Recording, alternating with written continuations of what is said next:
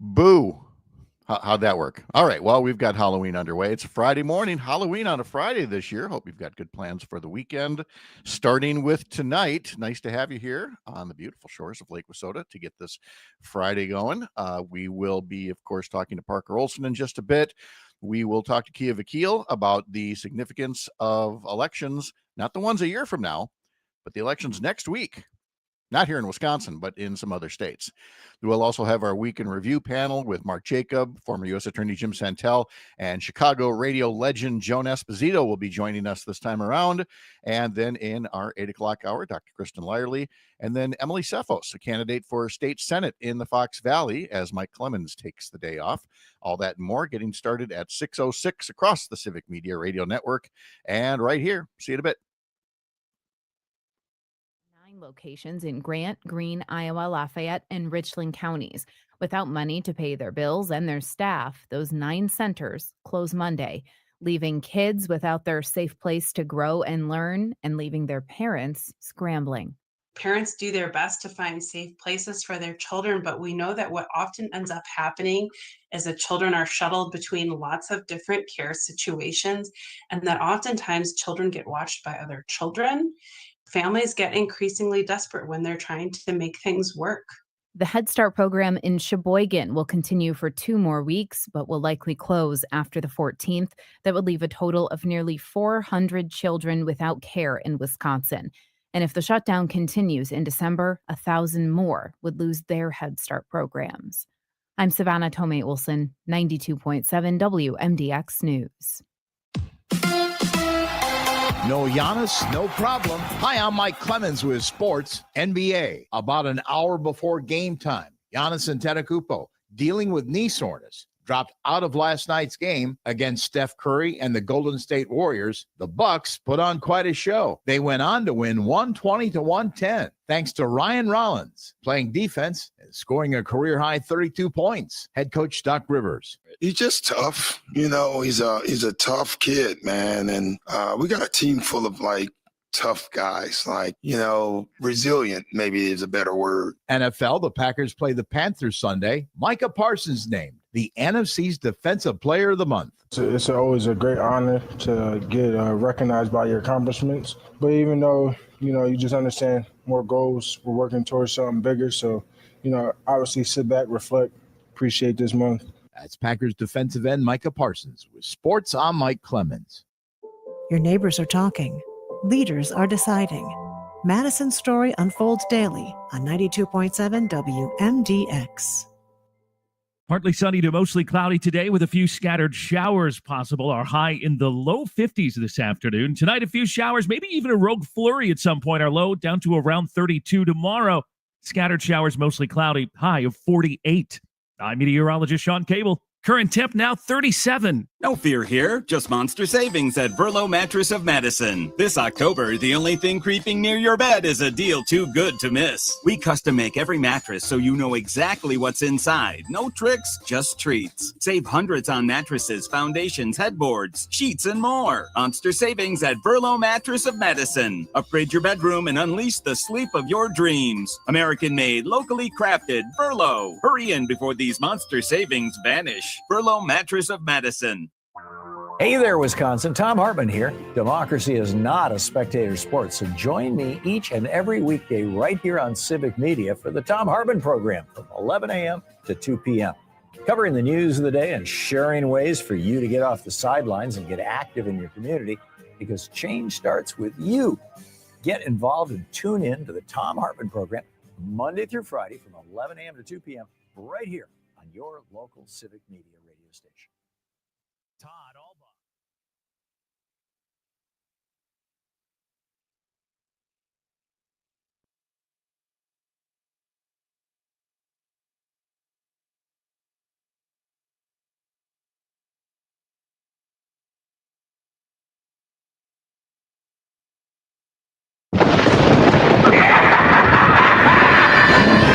It's a special Halloween edition of Mornings with Pat Kreitlow, powered by Up North News. Live from the haunted Lake Wissota studio, here's your ghost host, Pat Kreitlow. Parker, are you responsible for that? No, I'm only responsible for playing it.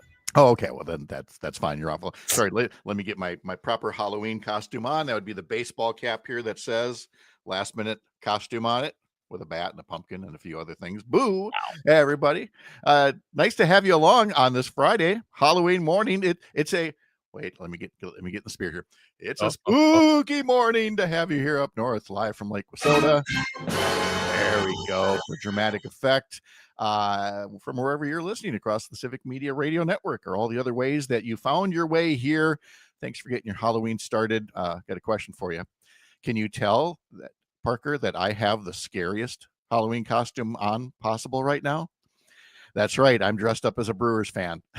Oh, God. I know. I am the ghost of the League Championship Series past. I hate it. I hate it. Trade your Halloween bats for bats that have gone silent. There. I've scared myself. That's it. Thank you. Thank you very much. Yeah. Hey, join us along the way. Give us your idea of a much better costume than this. 855-75-CIVIC, 855-752-4842. Though, I mean, to be fair, I gave it an effort. Parker over here is dressed as a mild-mannered, young man in his 20s who has an early morning job in a broom closet at a major market radio station. Yeah, that's you. That's you. Yeah. Every time that we say it's a broom closet, I just have to look around and go, yep, it is. Hey, with a curtain for some reason. I like the curtain there because it prevents you from seeing some of the other items in the broom closet. But as somebody who has worked in many a broom closet in my day, working my way up the broadcast ladder of excellence, I'm here to tell you the next closet will be bigger, Mr. Olson. It will, I promise. I sure hope so. Right. Let's see what's coming up on the program today. We're going to talk to Courier Newsroom's Kia Vakil, our national political editor. There are elections 1 year from next week, 1 year from Tuesday here in Wisconsin. But next Tuesday, there also will be actual elections in several states. It could be a real barometer of things to come. And so we will talk to Kia about that in just a little bit. Of course, Greg Bach will be here after that for our Friday history lesson. And later on in the program, we'll have Chicago radio legend Joan Esposito joining our Week in Review panel. And in our 8 o'clock hour, Kristen Lyerly will be joined by Emily Tseffos, a candidate for state senate in the Fox Valley. So all that and more coming up along the way today. It is another cold morning around the state. 28 right now in Black River Falls and in Superior. La Crosse is at 36. Chippewa Falls here is at 37 degrees. Wausau is over at 34 right now. Let's see. So the number again, 855-75-CIVIC, 855-752-4842. And Cindy is on the line from Appleton to tell us about a costume. Cindy, good morning. Well, I'm going to beat your scarier Brewers costume. Uh-oh. I'm dressed up like a Trump supporter. No. See, we need shrieks of horror to guide that and some organ music. Oh, you did it, Cindy. That I mean, you're wearing the red hat, I suppose. Not really. I'm just, just pretending. Oh God. Oh, I feel so much better for you, Cindy. Cindy, thank you for calling. Happy Halloween, and don't ever scare me like that again. I'm not that young anymore. Okay.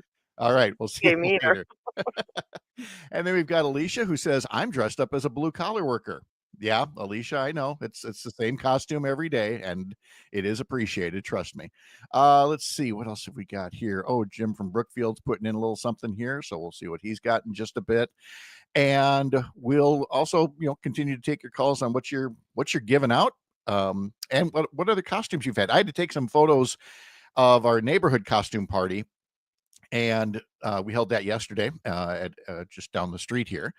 And we've got couples, one of them dressed up in the I Dream of Jeannie costume, and her husband dressed up as Major Nelson from I Dream of Jeannie. I mean, they looked great. Another couple dressed up as the pair from the painting American Gothic, the farmer holding the pitchfork, and they totally nailed that one. Let's see. Somebody else had, oh, yeah, we had some folks with they could still fit into their high school leather jacket and cheerleader outfit in their elderly years, which was pretty impressive, let me tell you. And we had some folks who had pom-poms, and on their shirts it said "Go Ceilings" because they were fans, ceiling fans. All right, they can't all be winners. Let's see. Jim from Brookfield might be on the line to talk about his daughter's costume. Jim, you there? Yes. Good morning, Pat. Good morning, Aaron. Yes, I just want to let you know that my daughter, she lives out in D.C. works right near the Capitol. But she and her friend are going to a costume party tonight out near the Capitol, and then they're going to go as the Louvre burglars. And a pair of Louvre burglars are the individuals who stole all that jewelry. So earlier this week, my wife and I put a bunch of costume jewelry and some of her things in a box and shipped it out to her. But we have like a crown and some jewelry or whatnot. But she's going to go as one of the Louvre burglars and wear one of the safety vests with all the jewelry.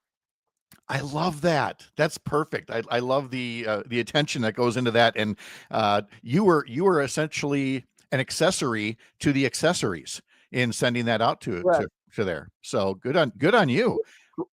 I hope that doesn't get you in trouble with the law for aiding and abetting a burglar like that. But thank you. Are you going out and about yourself? I'll be home with a fire out in front and a skeleton out there, and we'll be handing out candy most of the night. Because in Brookfield, it is on Halloween. It goes from 5 to 7:30. 5 to 7:30, and what are you handing out? Snickers, and of course the classic Reese's peanut butter cups. Absolutely. And some little, I mean, you have to hand out the Reese's. So do you and some hard candy? So do you get the candy that you want? Like when it's left over, you're going to enjoy the leftovers, or do you purposely buy something you're not fond of and you try to give it all away? The former. We'll buy something that we'll finish.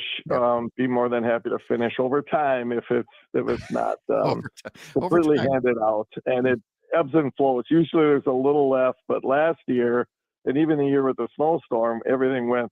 So it kind of ebbs and flows. We're thinking a full crowd this year. Oh, I'll bet you will. And I've got my 50-gallon drum of Kit Kats here, and if I don't give them all away, well, I'll have to enjoy them. That's just fine.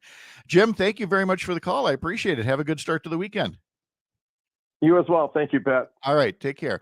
And let's see, also from Alicia, one I remember is when I was a ballerina with a snowsuit underneath because we had a snowstorm. What year was that? 1990? Nope. I think you're thinking of the Halloween blizzard of 1991 when we tried to take our youngins out. They were 1 year. That one had just turned 1 year old and the other just turned 3 years old.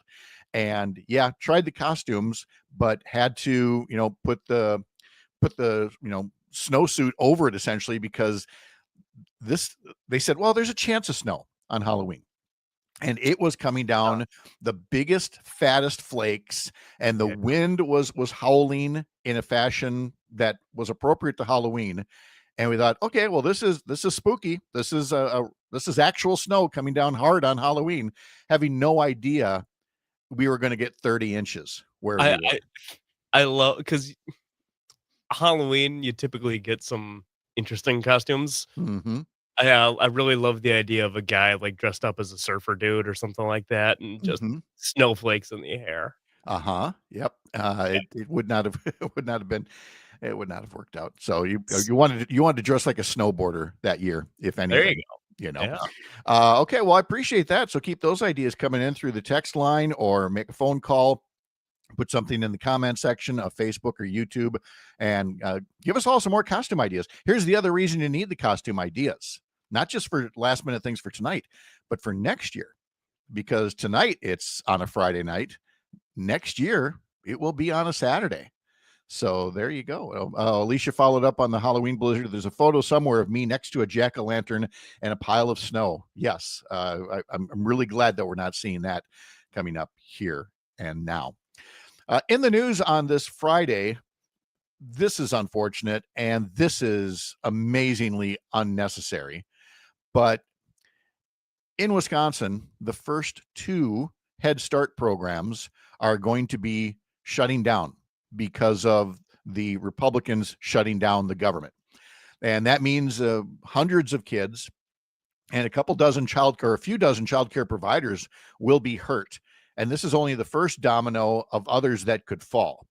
Because Head Start programs, which provide early childhood education, childcare, health, nutrition, parent involvement services to lower income families, Head Start operates on a federal grant that is given out annually. And these first two Head Start programs have grants that are supposed to come down November 1st. And because of the shutdown, that's not happening. So they have to close their doors. One is the Southwestern Wisconsin Community Action Program. It will close its 9 Head Start classrooms next week. That'll affect 114 children in Richland, Greene, Grant, Lafayette, and Iowa counties, and 34 staff who will get no paychecks while this is going on. Also, the Sheboygan Human Rights Association will close its Head Start classrooms on November 14th. That'll impact 172 children in Sheboygan County and 48 staff who will go without paychecks. And not only those 172 children, but of course their parents who will suddenly not have the usual childcare option for them and are going to be left scrambling. Now, again, because these are federal grants done on an annual basis, those are the two in Wisconsin that were due to get their annual grant on November 1st. There are more coming. Governor Evers made this announcement yesterday about the first two and noted there are 3 more Head Start programs that are expecting a grant on December 1st, affecting more than 1,100 children. And on January 1st, 4 more programs affecting 1,250 children.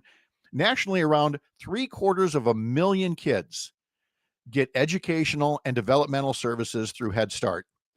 And Donald Trump and Derek Van Orden and Tom Tiffany and Tony Weed and Brian Stile and all the other congressional Republicans out there don't mind this one bit. They are happy to keep this shutdown going rather than negotiate with Democrats to avoid monster price hikes for health insurance.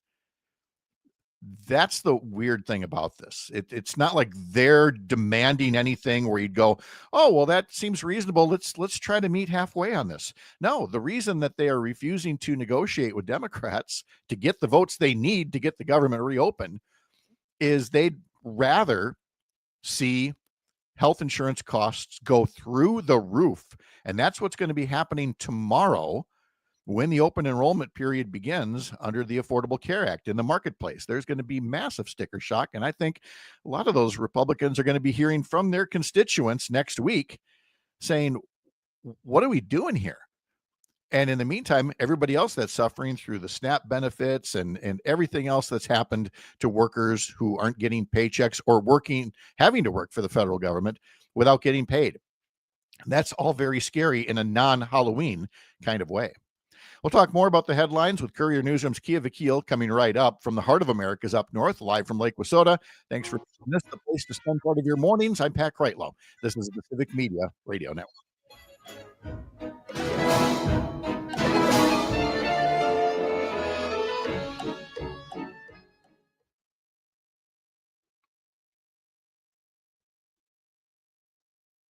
Frustrating. If you're not sure what others are saying in conversations because of loud background noise, why not call Madison Hearing Aid Center? 608-249-4077 is their number.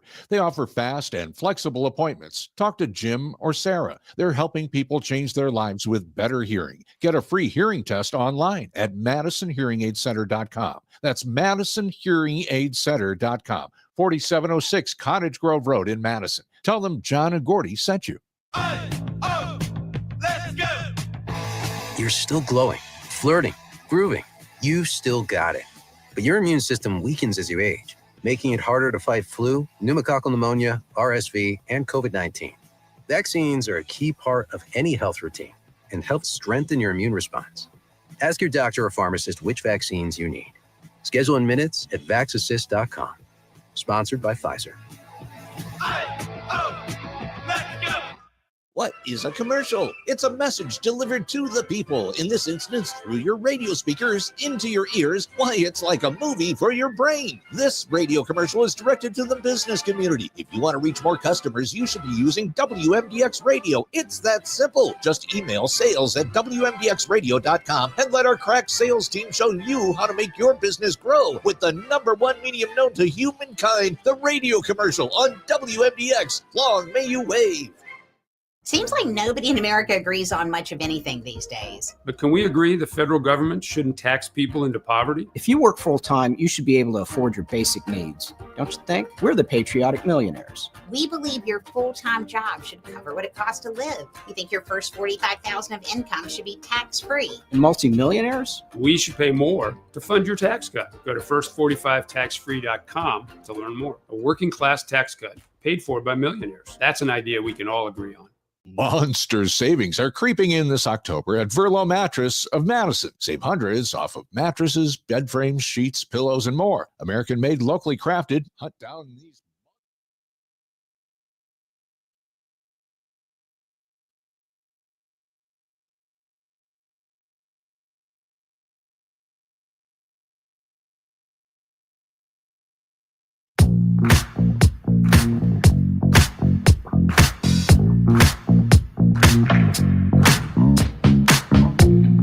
Welcome back on this Friday morning. Time to check in with Courier Newsroom's national political editor, Kia Vakil. Kia, how are you? I'm all right, Pat. Living one day at a time. Well, of course, you're in Los Angeles. I mean, you're on pins and needles. The Dodgers are this close to blowing the World Series later tonight in Canada. Right. I also know you're not worried one bit about that. Are you, Phillies fan? No, not particularly, and I'm more watching the LAFC soccer team. So I'm one of That's the rare right. people who is not all that invested in the World Series, despite living in LA. Let's start with next week rather than we'll get to the shutdown, of course, and other things. But there's some big things happening next week that I think we should preview here. It's not election day here. We'll be marking 1 year until the big 2026 elections for governor and Congress and legislature. But there are elections other places next Tuesday. What should we be looking for? You want to start with where you are in California? Sure. So we have Prop 50 here in California, which is essentially a ballot measure asking voters to approve a new congressional map that would most likely see Democrats pick up another 5 seats. Of course, this is in response to Texas Republicans gerrymandering their map, which kicked off a whole saga that we now have like half a dozen states involved in. We have that across the country. In New Jersey and Virginia, you have 2 governors' races and some legislative races. In New York, we obviously have the mayoral race. In Minneapolis, we have a mayoral race. We have state Supreme Court races in Pennsylvania. And then there's others in different spots all across the country as well. It'll be interesting, though, to see what we learn in those, because during Donald Trump's first term, basically every special election, every midterm, everything like that was a setback, all leading to Trump losing his own reelection in 2020. This time around, I mean, he got reelected. He's got a base that is devoted to him, but we're really going to see a barometer of whether that base turns out in other elections next week. Yeah, I mean, we are. And, this does feel slightly different than 2017. I do think we've already had a handful of specials this year where Democrats have overperformed, which is not surprising. The Democratic base now turns out more in these sorts of off years. But yeah, it'll be interesting. If Republicans win one of the governor's races in Virginia or New Jersey, that's a huge win. And frankly, like a huge choke job by the Democrats. And so it'll be very interesting to see what we learn. I think we can't look at any one election or race as like indicative of anything, but as a whole, yeah, I think there's going to be some signs under the hood of what we can expect going into next year. All right. Certainly clouding all of this is what's happening with the government shutdown for as long as Republicans can keep the government shutdown and spread the pain around. And we've already talked about the first 2 Head Start programs in Wisconsin that are likely going to have to cease operations. And of course, you see the stories from throughout the Courier Newsroom network, and Head Start is just the latest casualty, along with SNAP benefits and Affordable Care Act health insurance premiums and military paychecks. And so why not Head Start, right? Yeah, I mean, it's brutal. We're going to see lots of working class, low income, frankly, just poor, even some middle class people, they're going to lose childcare for their kids. They're going to lose food benefits that they rely on. We're going to see people with disabilities and seniors and veterans and kids probably go hungry because the government shut down as it relates to SNAP. The Trump administration refuses to use emergency funding, even though that's what it's there for. Head Start, like that's going to decimate parents. Like parents, childcare is extraordinarily expensive. Head Start is there for the parents who can least afford it to pay for childcare. And without it, what are they going to do? Are they not going to work? Are they going to lose their jobs? Are their kids going to go without care? Are they like, it creates impossible situations for families who already basically live, you know, the lucky ones paycheck to paycheck. Some of these people don't even live paycheck to paycheck. And it's just really galling because, you know, Republicans control the White House. They control the House. They control the Senate. And yet no one expects them to be reasonable. It's all about, oh, when will the Democrats, you know, cave and make sure that people don't go hungry and don't lose health, don't lose childcare? When will the Republicans actually try to fight and make sure people don't lose those things? It's such BS that the narrative is what it is. It is, and again, it is testimony to the right wing media bubble. It is so much larger than a lot of people want to give credit for. And then in the midst of all this, Kia, are just a wave of layoffs across corporate America. I know we've talked about it previously, but I mean these are not numbers to sneeze at of people losing their jobs beyond the federal government. No, it's a lot of It's a lot of layoffs. We have seen Target, we've seen Amazon, Microsoft, all sorts of GM this week announced a couple thousand layoffs across the Midwest. It's brutal. And, to some extent, you do tend to see more layoffs tick up towards the end of the year as these companies, want to juice their stock price and their earnings. But this feels a little different to me. It is tens, if not hundreds of thousands of layoffs happening within the span of a couple weeks in September and October. It's also a lot of white collar jobs, which is something you don't always see. And it's happening at the time that we're seeing car loan delinquencies go up, credit payments fall behind, all sorts of different economic indicators kind of flashing red. Meanwhile, you have the stock market continuing a really strange climb upwards on the back of like 6 or 7 stocks. And so it's very much, it feels like a bubble built largely on the back of AI. And meanwhile, everything else and everyone else is struggling. And if and when that bubble bursts, which I suspect it will, this is just going to be the beginning of layoffs possibly. And that's really scary. And I would reference people back to yesterday's show in our 8 o'clock hour. We talked to Sean O'Malley, a Wall Street expert, all about the AI bubble. And he's a compliance expert on Wall Street. And if he's afraid of just how massive this bubble is, this is something everybody needs to be paying attention to. All right, we're heading into our history lesson next. So I'll leave you with some musical trivia. If I give the name Robert Van Winkle as having a birthday tomorrow, anything for Robert Van? Come on, you've got every one of his CDs. Sounds like a made up name. No, the made up name is Vanilla Ice because Robert Van Winkle wasn't good enough. So, Kia Vakil, thank you very much. Have a good weekend, and we will note Mr. Van Winkle, Mr. Ice's birthday after this. You're up north.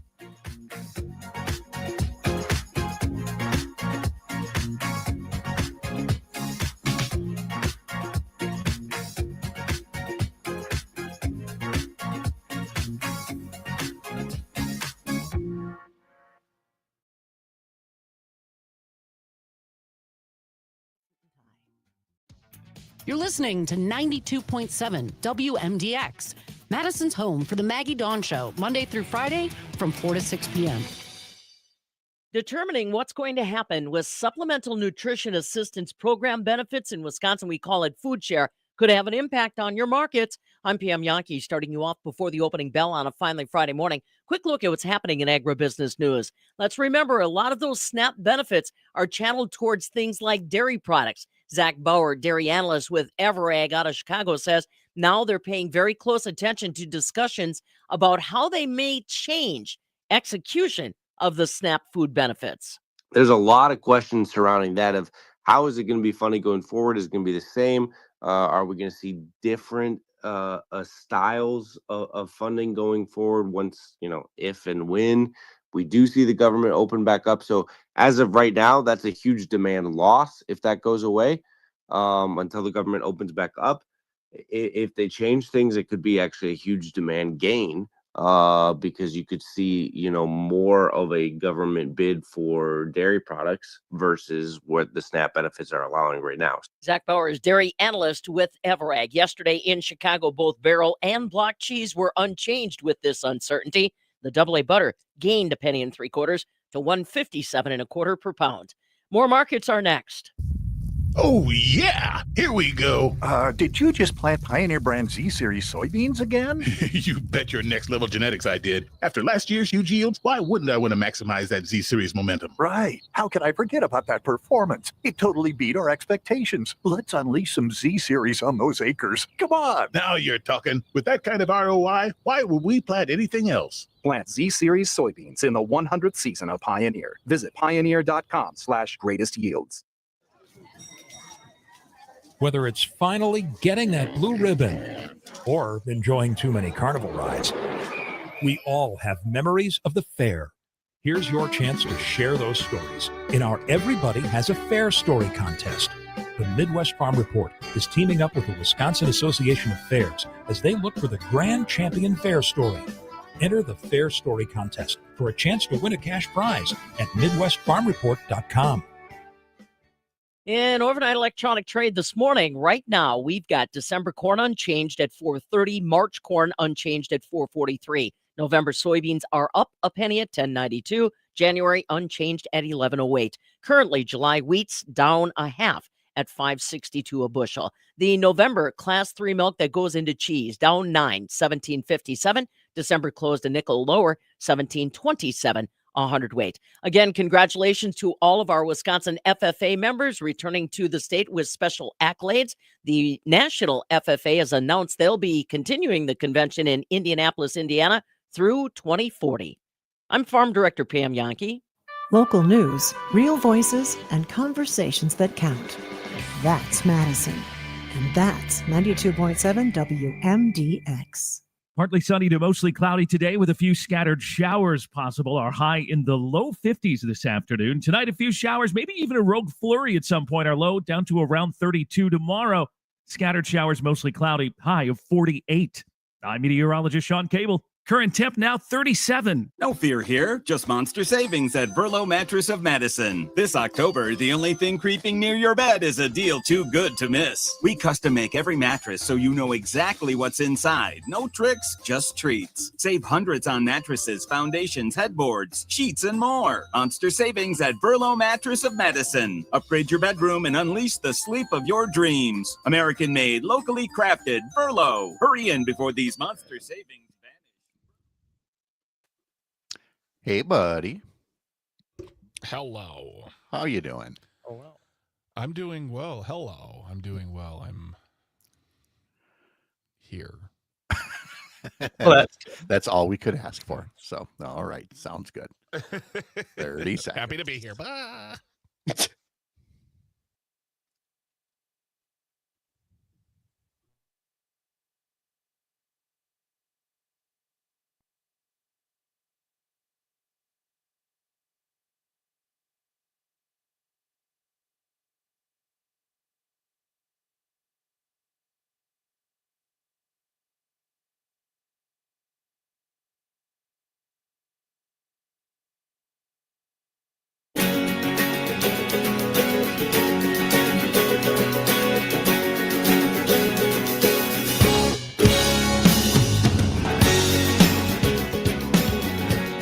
We're starting our Friday history lesson with a little hootie, like the owl, for Halloween. Boo, boo. No, it's nothing like that. See, this is why we only let Pat play on Halloween every so often. Other times he just takes the day off.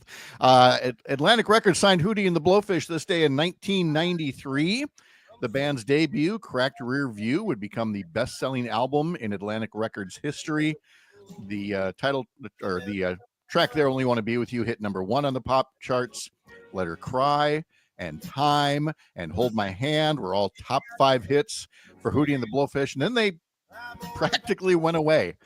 But that's the music business for you. Welcome to our history lesson for a Friday. Well, that means Greg Bach is here, boys and girls. Mr. Bach, good morning. Yay! Hello, everybody. And what are you dressed up as today? As an accomplished adult. Very good. Very nice. If you check my Instagram feed, I am Greg Bach on Instagram. See what I did there? I plugged my Instagram. You will see pictures of a final, finished, completed garage cleanup. Ooh. Wow. That was amazing. Scary to get something like that done. Yeah. Good on you. That's all right. And it's perfect timing because Trick or Treat in Kenosha is tonight from 4 to 7, so I can set myself up in the garage with some candy and a chair and allow the dozen of children to come through the neighborhood. That's awesome. Wait a minute. I'm looking at this on Instagram now. This is the before picture? The first picture is the before picture. Oh, okay. Oh, there's a before and after? Oh, yeah. Oh, there's the after.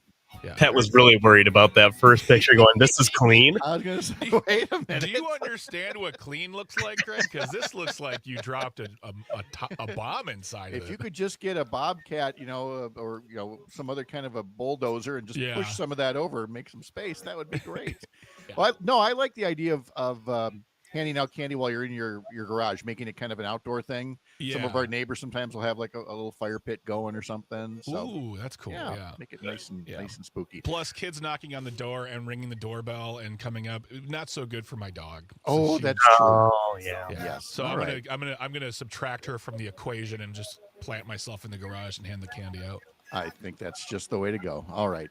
Also on today's history lesson, on this day in 1964, Baby Love by the Supremes goes to #1, giving them their second chart topper after Where Did Our Love Go, making them the first Motown act with 2 #1 hits.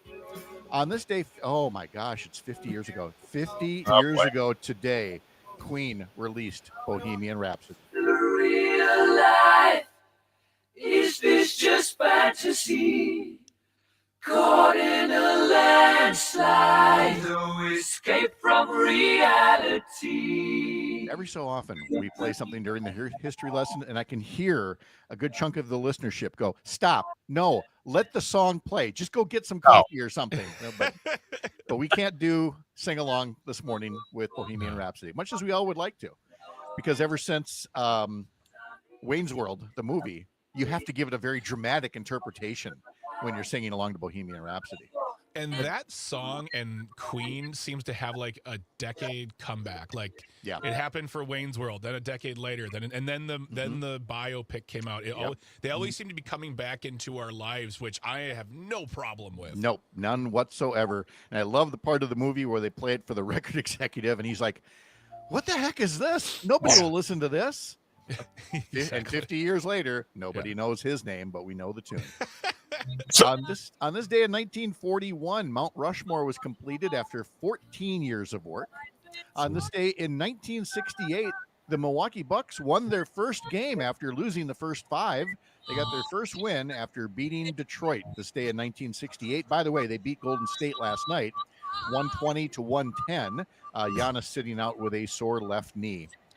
All right, I think you've got this one already, Greg, but on the birthday list, if I tell you that this is, as I said to Kia Vakil a moment ago, Robert Van Winkle's birthday, you know who we're talking about, right? Yeah, I do, baby. Let's play a little of Mr. Van Winkle's greatest hit. Speaking of Queen. You better gain weight. You better hit bulls out. A kid don't play. If there was a problem, I solve it. Check out why my DJ revolves it. Check out the hook while my DJ revolves it. Yeah. Vanilla Ice is 58 years old today. And got sued by Queen and David Bowie. Yes, and rightly so. Dan Rather is 94 years old today. That music down just a little bit there. In fact, it's Vanilla Ice. You can melt the ice a little. Would you melt the ice, Parker? Thank you. You done with this? Yeah, I'm done.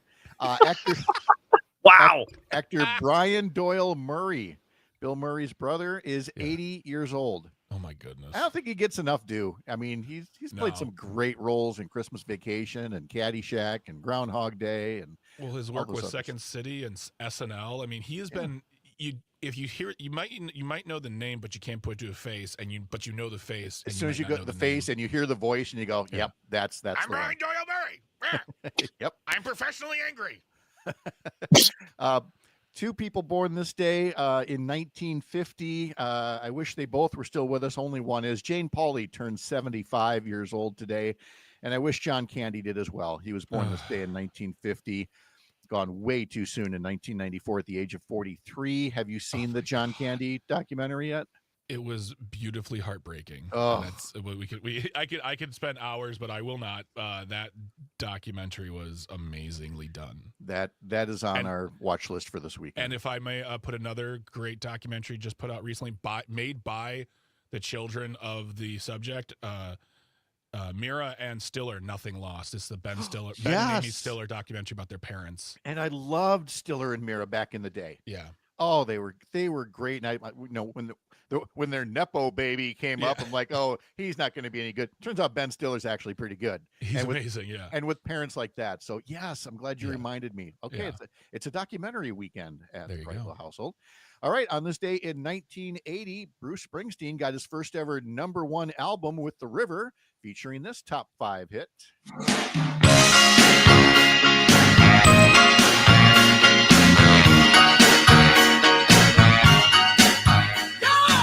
We talked about this before. Old classic songs, and finally you kind of pay attention to the lyrics and go, oh gosh, I don't know if I still like the song as much. Give a listen. Yeah.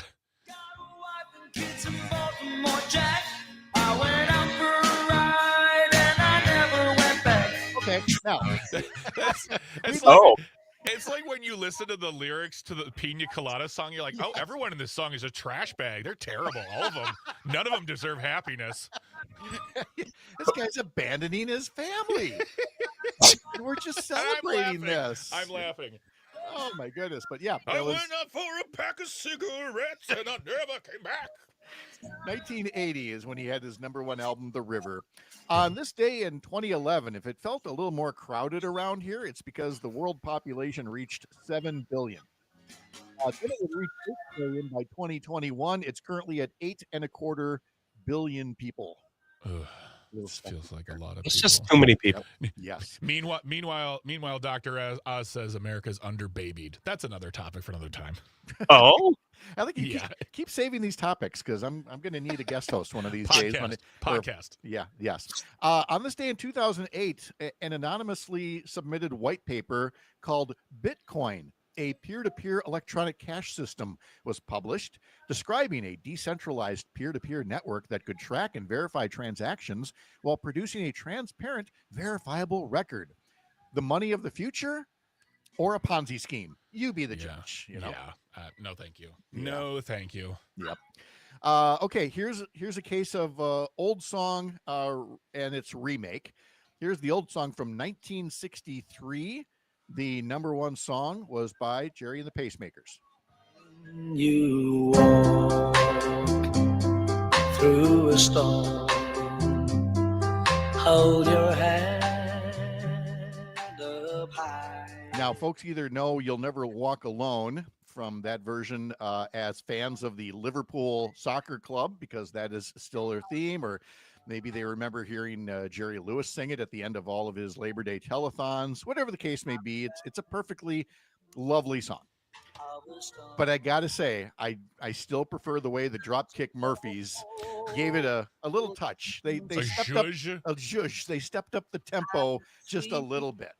Walk on through the wind, walk on through the rain, though your dreams be tossed and blown. See, still beautiful, but then more back.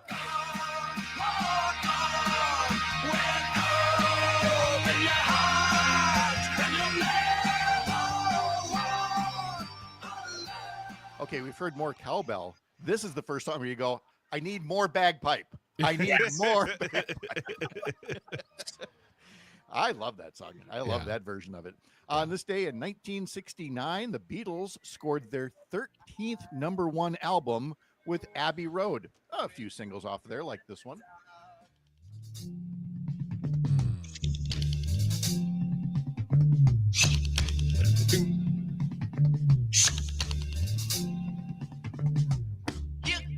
by about this time, you thought the Beatles are going to be around forever. I mean, look at the stuff they're cranking out. It's all so different and imaginative. And little did they know they were coming near the end of the road on this one, the Abbey Road. See what I did there?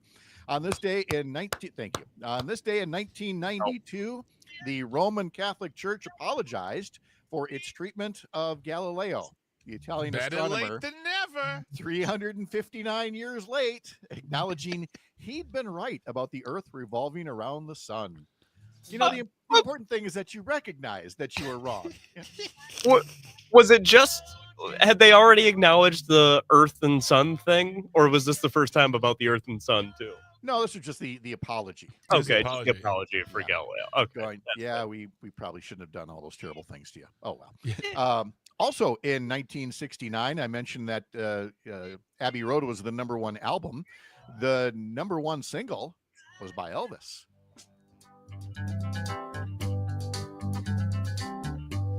We're caught in a trap. I can't walk out. Suspicious Minds came right after the 1968 comeback special. It was his 17th and final #1 song here in the country. There is today's history lesson for you. What, pray tell, Parker Olson, is on the National Day calendar, besides it being Halloween, of course? Well, Pat, because it's Halloween, it's also, I believe, Frankenstein Friday. Frankenstein Friday? Frankenstein Friday. No word on if this is about the doctor or the monster.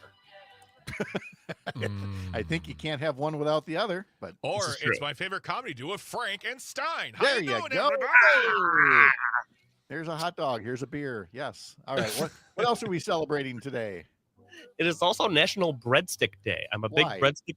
Why? What do you mean, why? Why on Halloween? I never understand these dates, the ones that some of them You pick. asked Parker to do the National Day calendar. You didn't ask him to do deep research on the origin stories. Clearly, I need to upgrade the assignment here. Why on All right. Halloween are we doing breadsticks? All right. Do you want one that makes sense today? Yes. It's caramel apple. Yes. better? Thank you. What do you want from me? It's Caramel Apple Day. Yeah. Right. Caramel apples, that thing that you get to enjoy from when it first takes out, one of your baby teeth. Yeah. Till it takes out one of your adult teeth in your advanced age, and you go, "That's it. No more caramel apples. We're done." It was a good ride while it lasted. Could you select this up for me, please? Better yet, could you mash it? Let's see. What else we got? There's also Knock Knock Joke Day. On Halloween. Interesting. On Halloween, when we return, we'll tell you one. After this.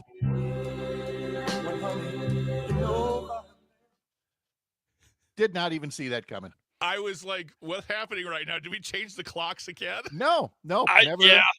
Never even occurred to me to look at the clock for that. Not at all. Not a bit. Well, now I have to look up a knock knock joke because I had a. Here's a great one. Here we go. Parker, you start. Well, don't wait. Knock knock. Who's there? There you go. Perfect.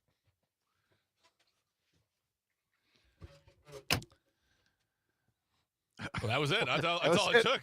Parker's gone. That's it. And bamboozled. Yep.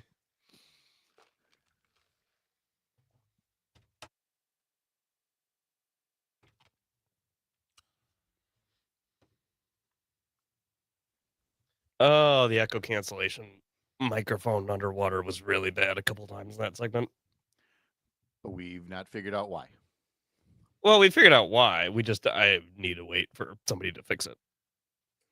You need a way for somebody to fix it? I need to wait for someone to fix it. Because that is beyond my brain power. But there is, is it a fixable thing? We're pretty sure. We're pretty sure. Zymers and I are pretty sure. Okay.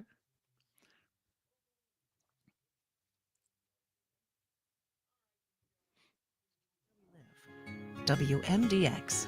Made in Madison, for Madison.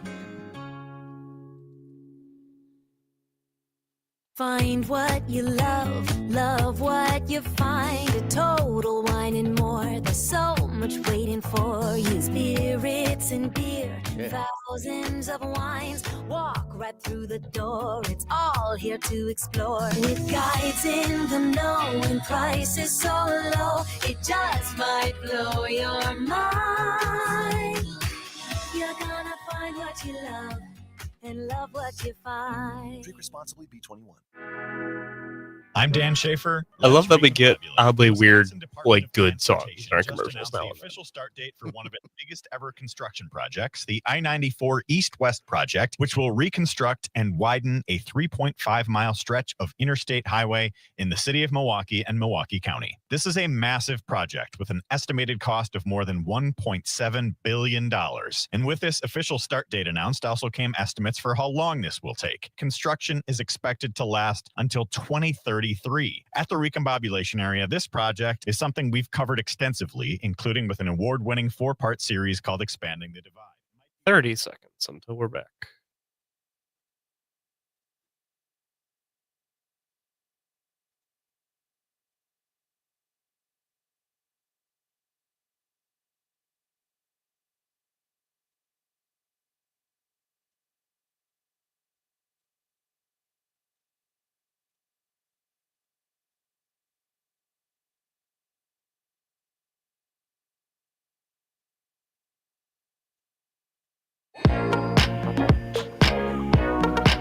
Welcome back to a spooky edition of Mornings with Pat Kreitlow, powered by Up North News.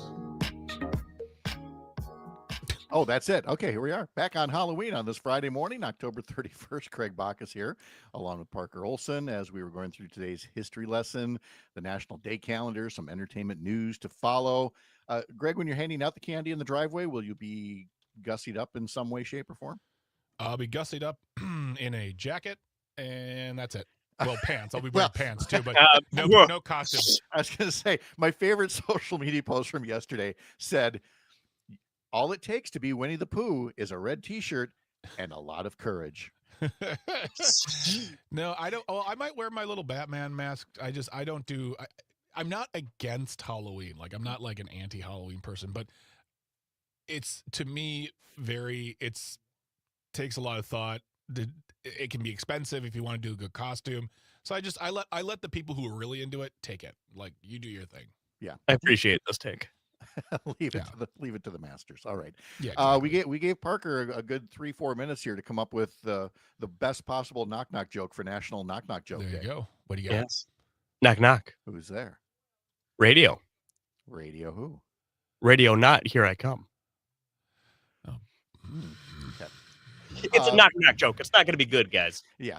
Look, there is only one really good knock knock joke, and it is the first time a kid learns the banana orange one. Yeah. And when they successfully tell it for the first time, and they laugh, they think it's just the greatest, and they go, "Orange, you glad I didn't say banana?" And they're like crying. They're so happy and proud of themselves. I'm like, good for you. Never tell any more knock knock jokes. That's the peak right there of knock knock jokedom. Exactly. All right, let's do some entertainment news and other celebrity gossip, things like that. Shall we start with, I haven't seen CBS Mornings in the better part of forever, but apparently there might be a personnel change in the works. There are reports that Gil King is going to be leaving CBS Mornings, just with the changes that are kind of going on at CBS in general. Mm-hmm. Yeah. Not great. I'd love to make a space joke right now, but like that story, I read the story about CBS, and it really guts me. It really just, much like CBS is being gutted right now. Yes, yeah, exactly. And in Gayle King's case, again, you're Oprah's best friend. You know, why wouldn't you just be sitting on the veranda every day and, talking? And if you want to, put a microphone between you and have a little podcast. You're working way too hard. If you get to be best friends with Oprah, you don't have to work that hard. But that sounds like a good deal. It would be a good deal. I mean, just like if Greg were to become, a $1 billion lottery winner. Yeah. I mean, do you think I'd be working this hard on morning radio? No, I'd be hanging out by the pool with him, offering to, wash his car every so often, whatever it took to be in the shadow of your money.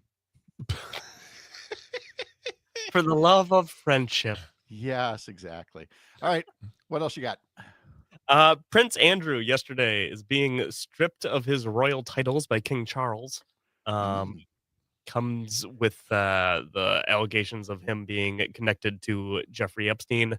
Wait, you mean somebody can face consequences I know. for their association with a monster sexual predator? I cannot believe that. Wow. And it's done by the man's brother too. Like we have politicians who are like, I can't. There are so many people. It's like you're not related. Like you can do this. You're not related to any of them. King Charles just like smacked his brother down. Yeah, and apparently, rightly so. That's how it's supposed to work. Wow, actual consequences. Yeah, we've got to try to import that in this country here. See if we can't work on that with that 218th vote in Congress to finally release things. Okay, so Prince Andrew will no longer be a prince.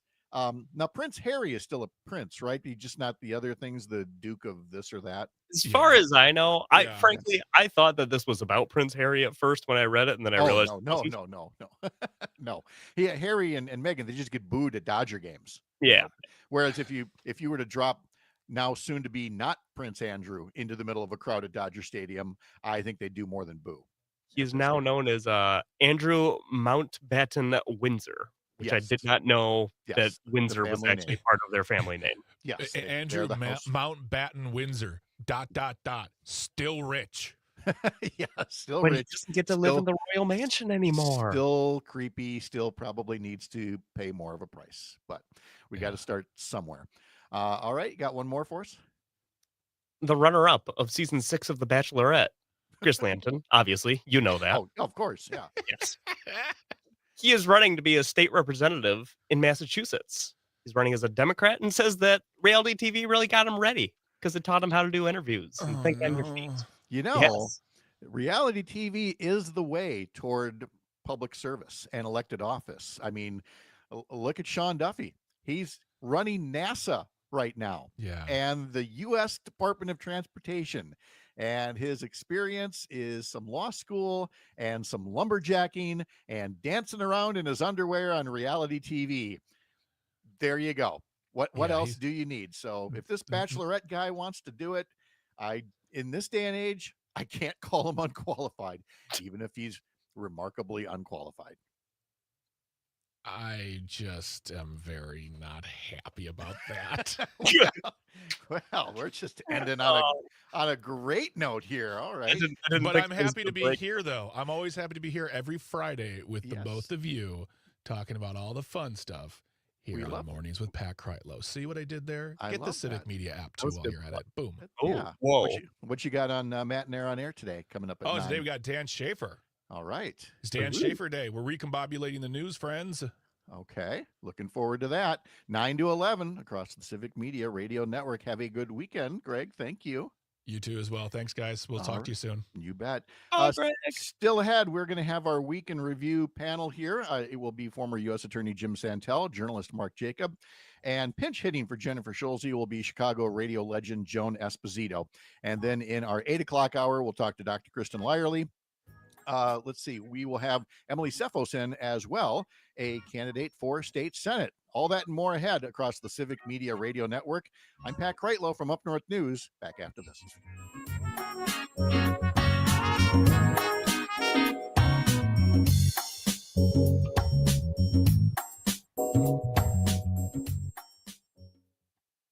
There we go.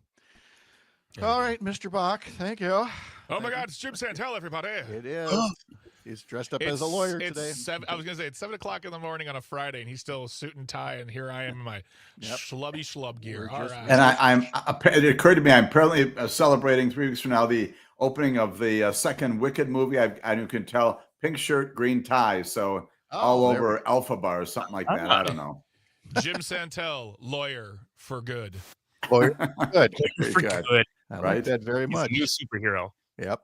Cynthia Erivo never returns my phone calls, though. I don't know what that's about. You just keep trying. You just keep trying until the restraining order hits. Right. All right, guys. Have a good day. Have a great weekend. Talk to you soon. Sounds great. Hey, Joan. Welcome. If you can hear me. I can see you, but it doesn't sound like you can hear me. I don't know if I can hear you. Let's see. Joan, are you hearing us? Joan, are you there? Joan's looking around. Joan, let's see. Let's get into the studio chat. Let's see. I don't know if she's seeing the chat or not here, so we'll find out in a minute.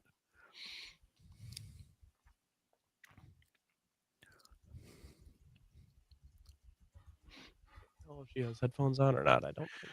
I don't know if she does or not either.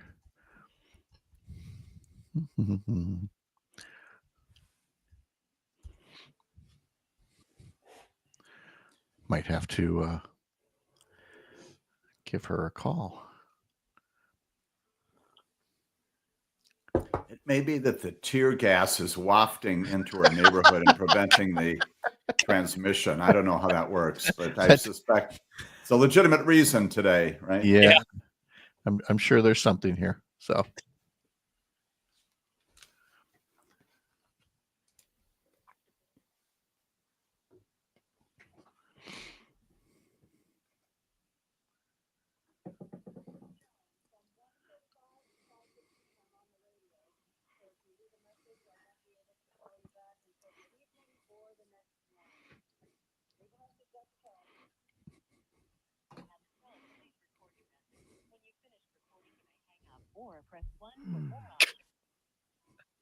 Hi, Joan. It's Pat.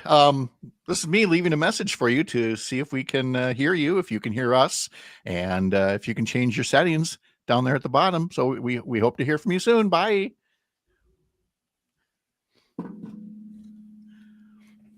Top 5 most random voicemails you'll ever get. Yep. We could also send her a letter, but that's right. The federal postal workers are furloughed, so we can't communicate that way. That's what I was afraid of. Oh, wait a minute. What do we got here? There we go. Now we hear her. Did need my keyboard. I had to type in my name, so I'm trying to work off of battery. Nope. That's probably the wiser move here. Can you hear us now, Joan? Can you hear us, Joan? Okay, we're still waiting to get caught up with Joan here.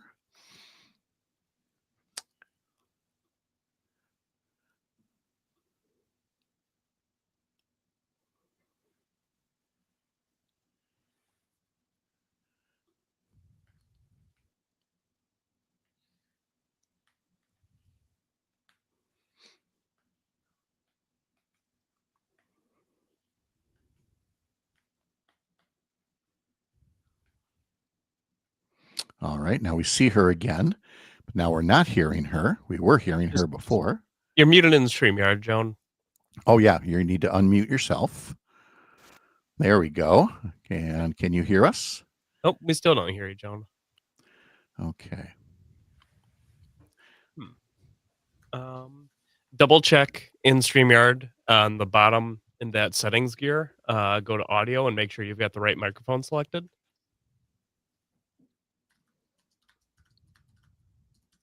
Judging off of the reading lips I just did, we cannot hear you now.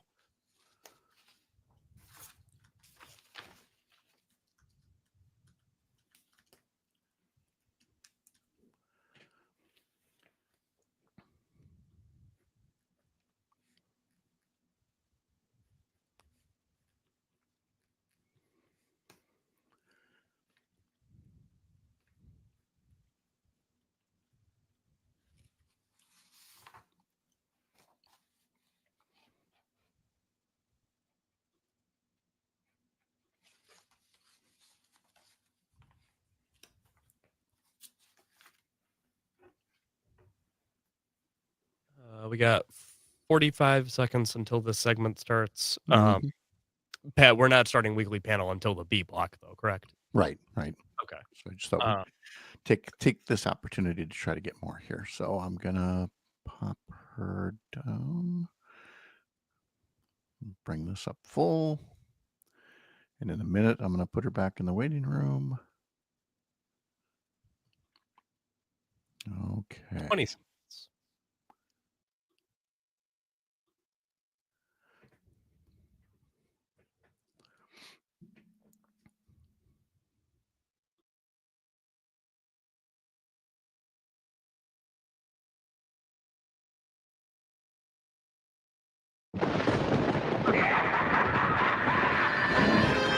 It's a special Halloween edition of Mornings with Pat Kreitlow, powered by Up North News.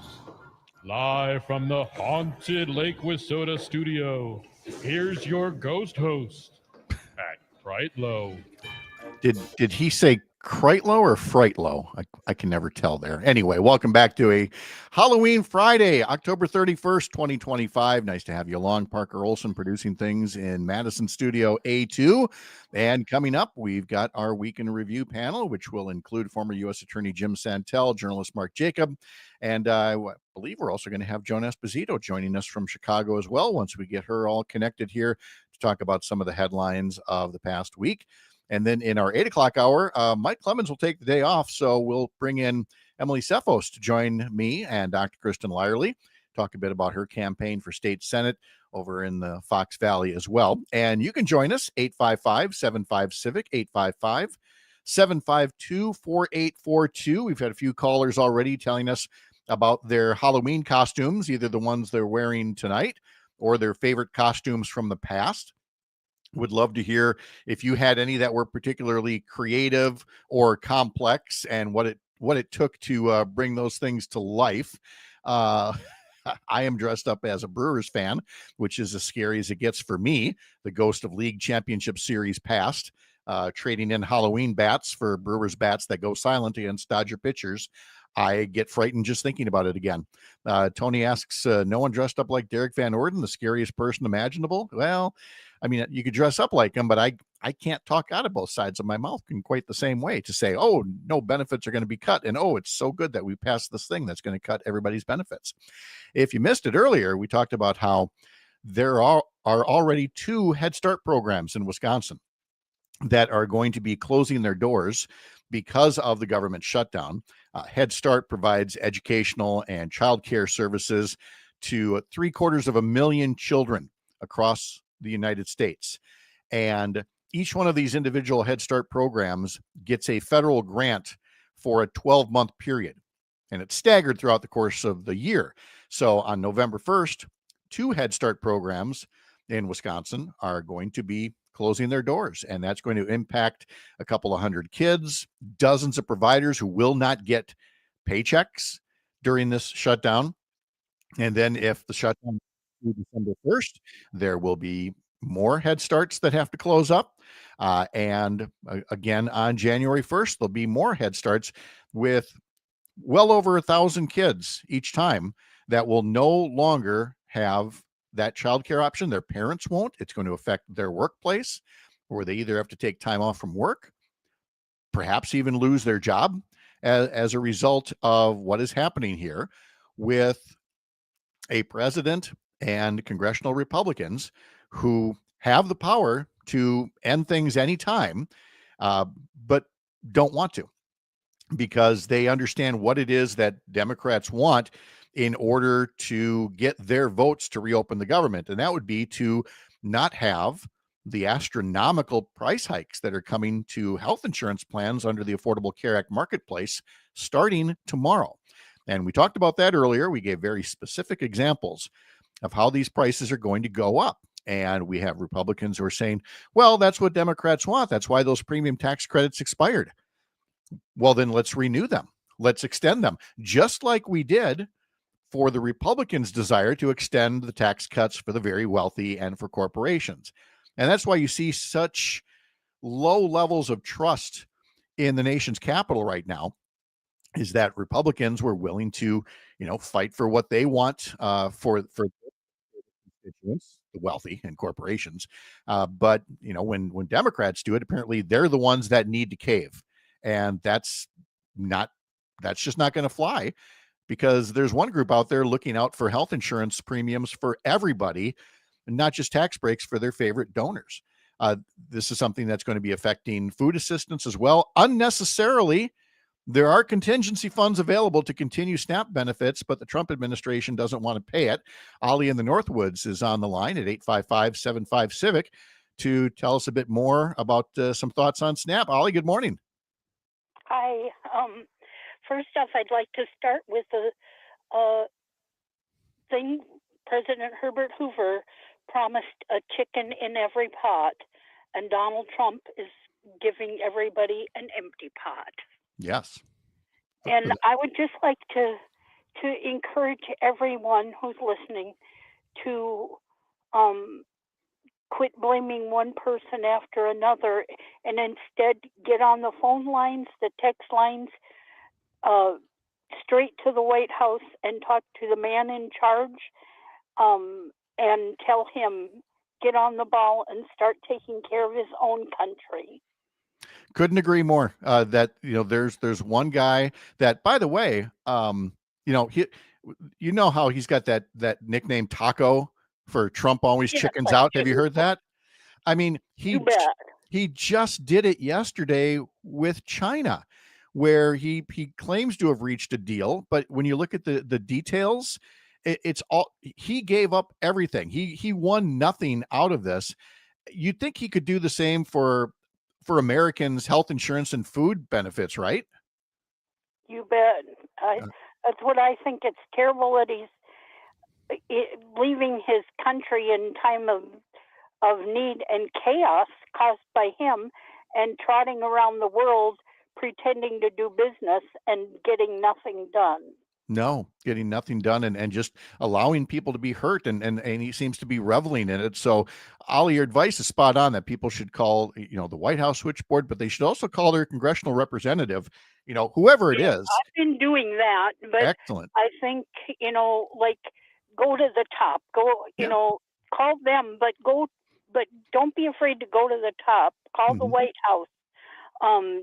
If you're on X and you're on his buddy line, and you're one of the people who voted for him, then you get on the ball and you tell him it's time to change things. I watched a thing from Bernie Sanders, and he did a town hall meeting in Virginia, and those people were mostly Republicans, and they were every bit as worried about where their food and their health care was going to come from as any of us up here in a blue state or a purple state. Everybody is hurting, and the only one that can stop this is the man who started it. Yeah, without a doubt. And you know what? So much more in red states that are even more frequent users of SNAP and of, the health insurance tax credits that come from the Affordable Care Act. So I think, Ollie, a lot of these folks are going to start seeing the premium price hikes. They're going to start watching their local Head Start close. They're going to lose their SNAP benefits. And I think you've got the right advice for them, is don't just look at that and shake your head. Actually pick up the phone and let them know. Call the White House, call your local, but whatever number you can think of, you can find. Don't be afraid to do that. Yeah. I've even called, quite honestly, I've called the Ukrainian embassy and told Zelensky not to listen to Trump's promises, because you can't trust him. No, not trustworthy at all. Ollie, it's good advice. Thank you so much for the phone call. I hope you have a good start to the weekend. You too. Happy Halloweeny. Happy Halloweeny to you too, Ollie. Thank you for the call. All right, bye-bye. Again, 855-75-CIVIC, 855-752-4842 to reach out to us. It is 7:15 right now. Let's take a look at some sports here. There was Badger men's hockey last night. The 14th ranked Badger men's hockey team beat 19th ranked Minnesota 5-2. They will play the Gophers again, but it won't be until tomorrow, 6 p.m. at the Kohl Center. And you can listen to that game tomorrow starting at 5:30 on WFHR in Wisconsin Rapids and on WJMS in Ironwood, Michigan.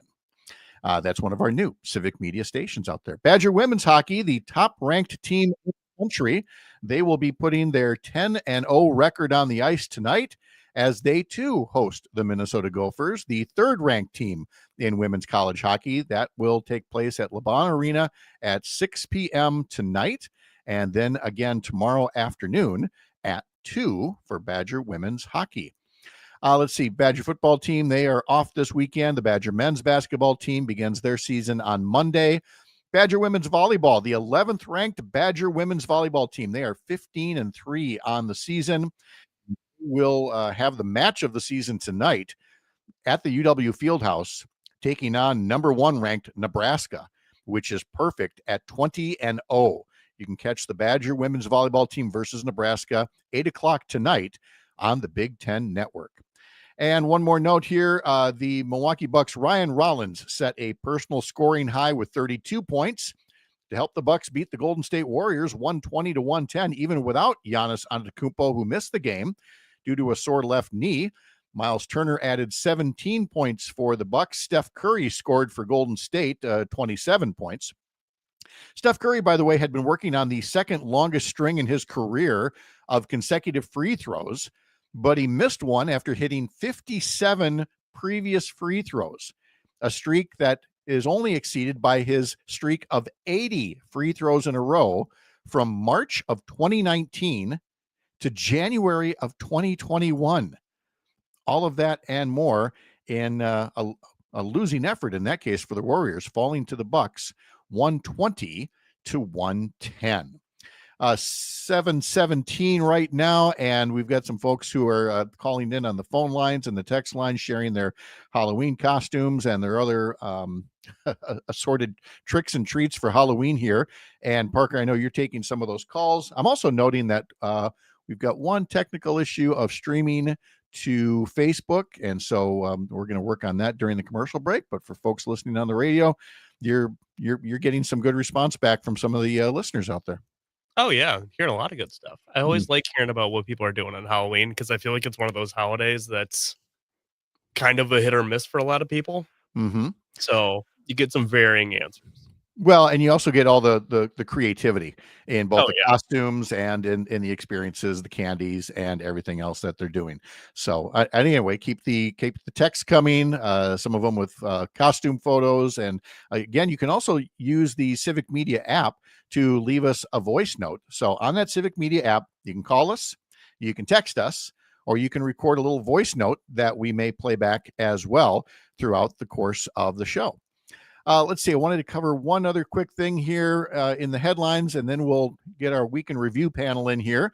You'll recall that a few days back, we mentioned that the Trump administration had rejected some disaster aid for Southeast Wisconsin because of the flash flooding that took place back in August. Well, they just did it again. The Trump administration has rejected a different kind of disaster aid request for Wisconsin. This would be for the rebuilding efforts to do what's called flood mitigation. In other words, when you rebuild some of these things that have been washed out or damaged, you rebuild them stronger and able to withstand the next flash flood. But it's going to be local taxpayers who have to foot the bill for all of that, as the Trump administration has denied federal disaster relief for flood mitigation rebuilding for some of those communities in Southeast Wisconsin. Our Week in Review panel is on the way. Thanks for joining us live from the lake on this Friday, Halloween morning. I'm Pat Kreitlow. This is the Civic Media Radio Network.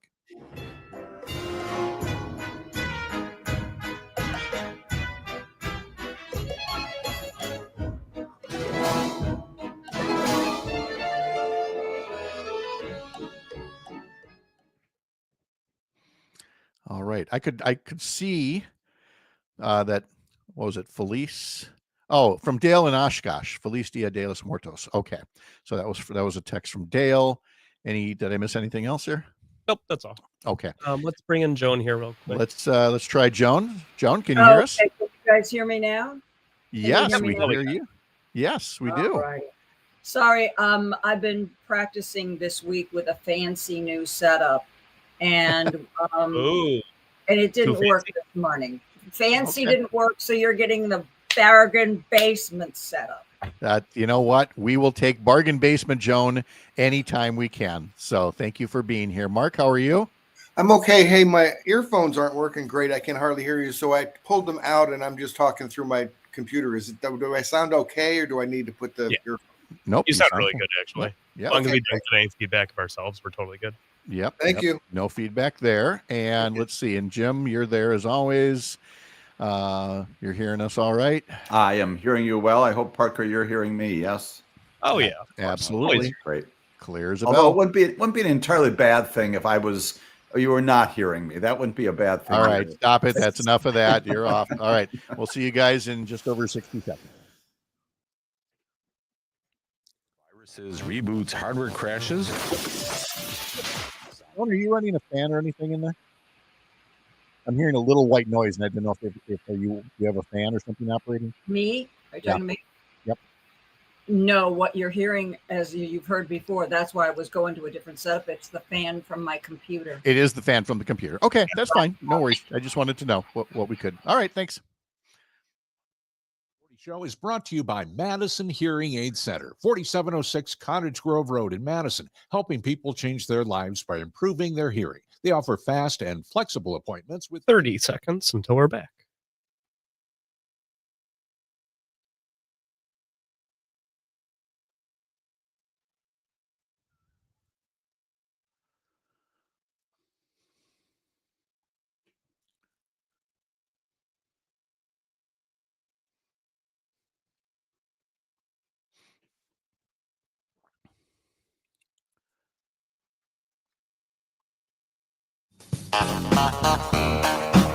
Welcome back to a scary edition of Mornings with Pat Kreitlow, powered by Up North News.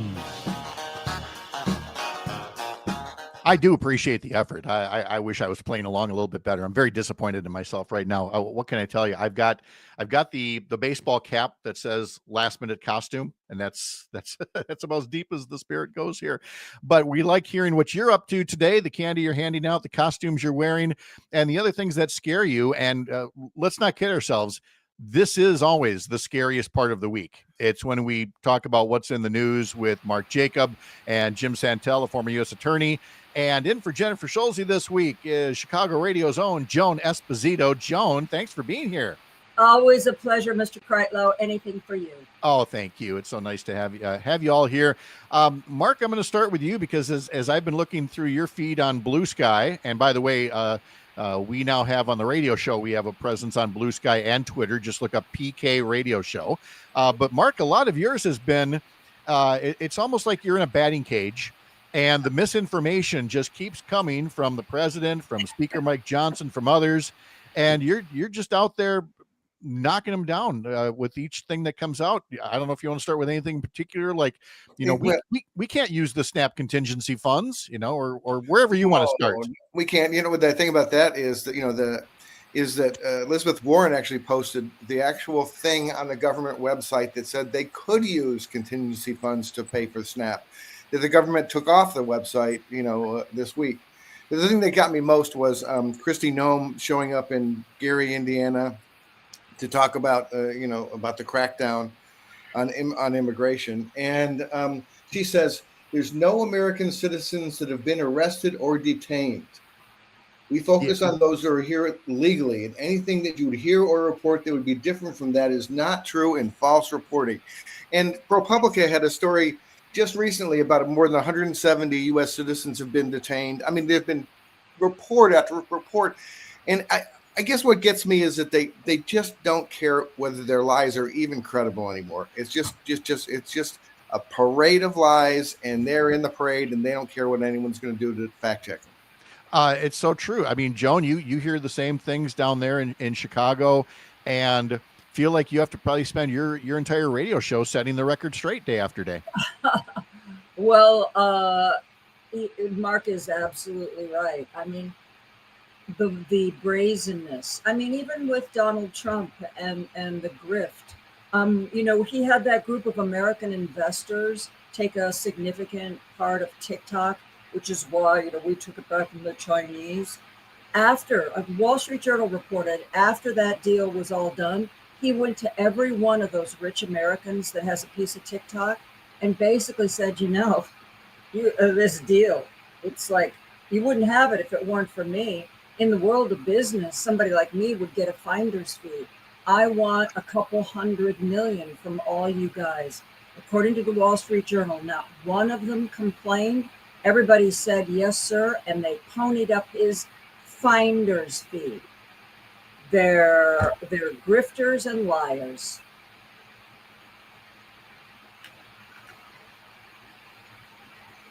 Sorry about that. Yeah. There you The other thing about it is that he goes and announces this deal with China.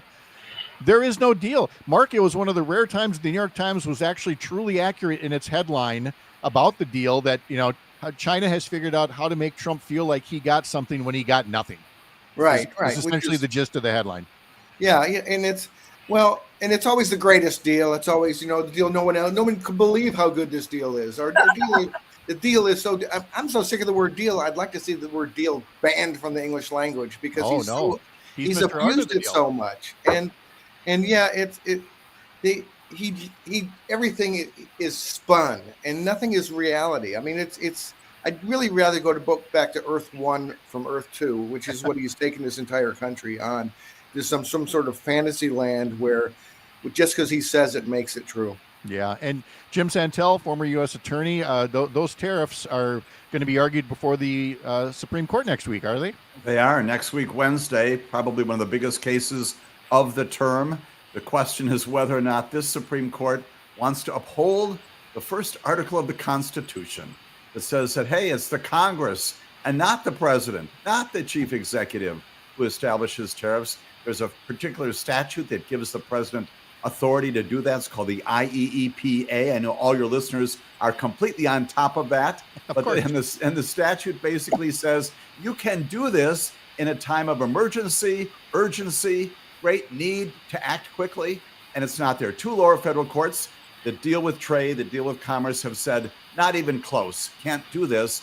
We'll see what the Supreme Court says next Wednesday on all of this and whether or not they're going to uphold the law or once again simply let Donald Trump do whatever he wants to do, which has been their practice over the past 9 months. Now, Jim's been following no shortage of cases of things the administration's doing, including hurling tear gas into trick-or-treaters. Joan, I know that, again, you've got troops there that have been, again, firing tear gas, even if it impacts Chicago police, not to mention the children, and yet they say they're all going to be out there on Halloween night as well. It's not going to be your typical Halloween on the streets.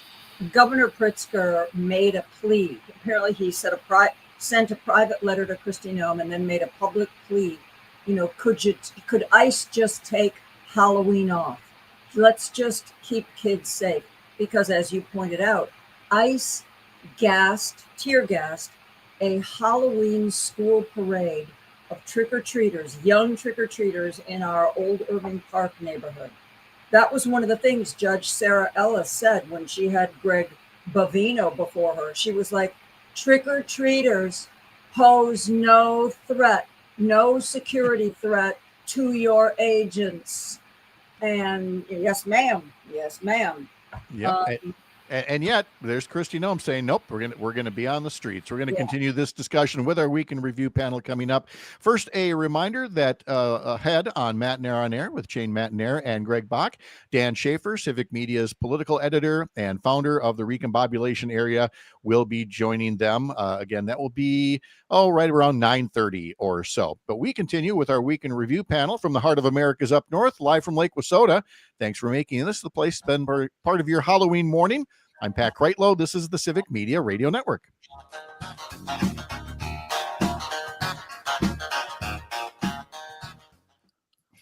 All righty. Let me unmute you there. Okay. Let's see. Joan, is there any chance that you can move your microphone away from the computer, or is it in the You're using the computer microphone, right? I'm going to use my professional microphone. Yep. And we had to switch everything back to the laptop. Here, I get you. Okay. Something went awry. I get you. We tested it all a couple days ago, and it worked perfectly. You know how that goes. Yeah.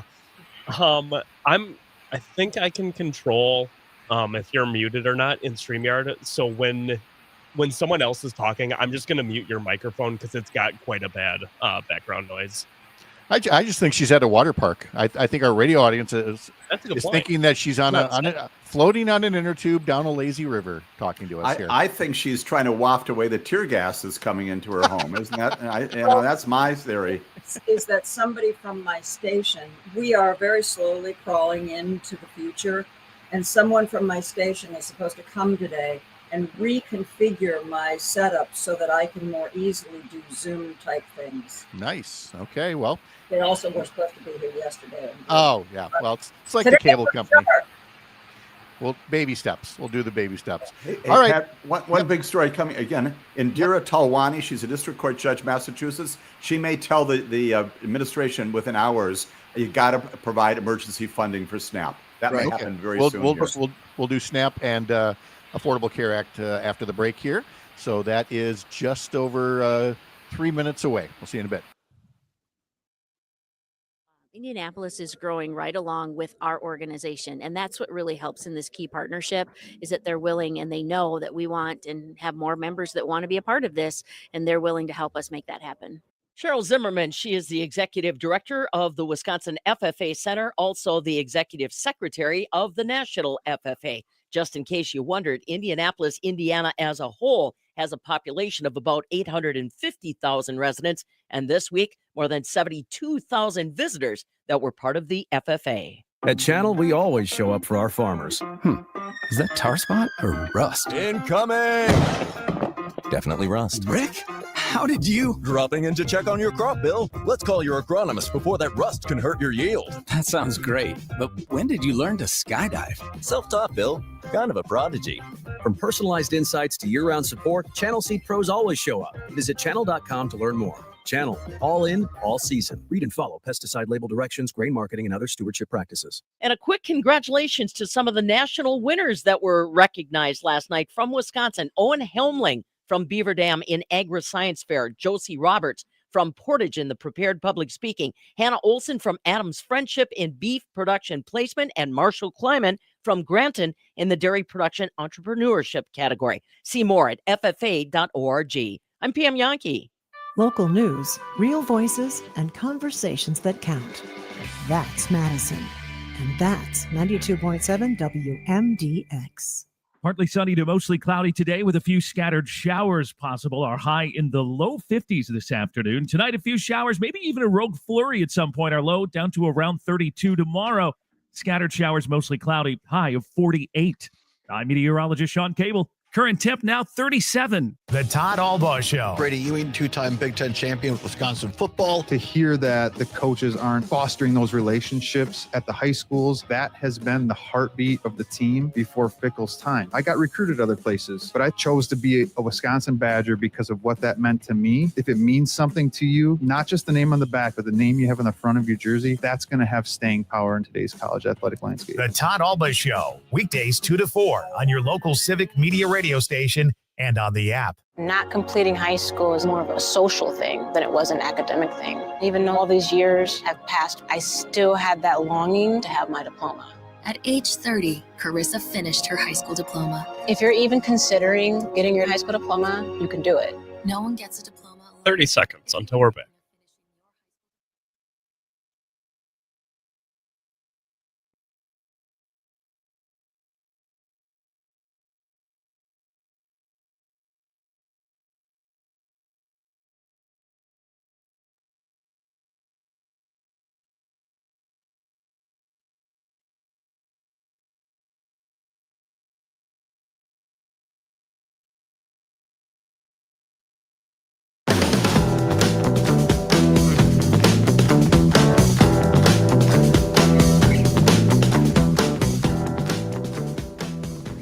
Welcome back. It's a Friday morning, October 31st, Halloween. Hope it's a good, fun, and safe night for all of you. We've got our Week in Review panel here.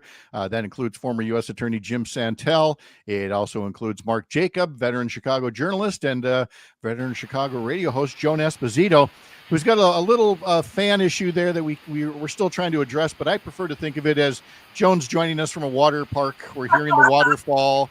She's got the microphone while going down a lazy river here, so we'll talk to Joan a bit more in a bit.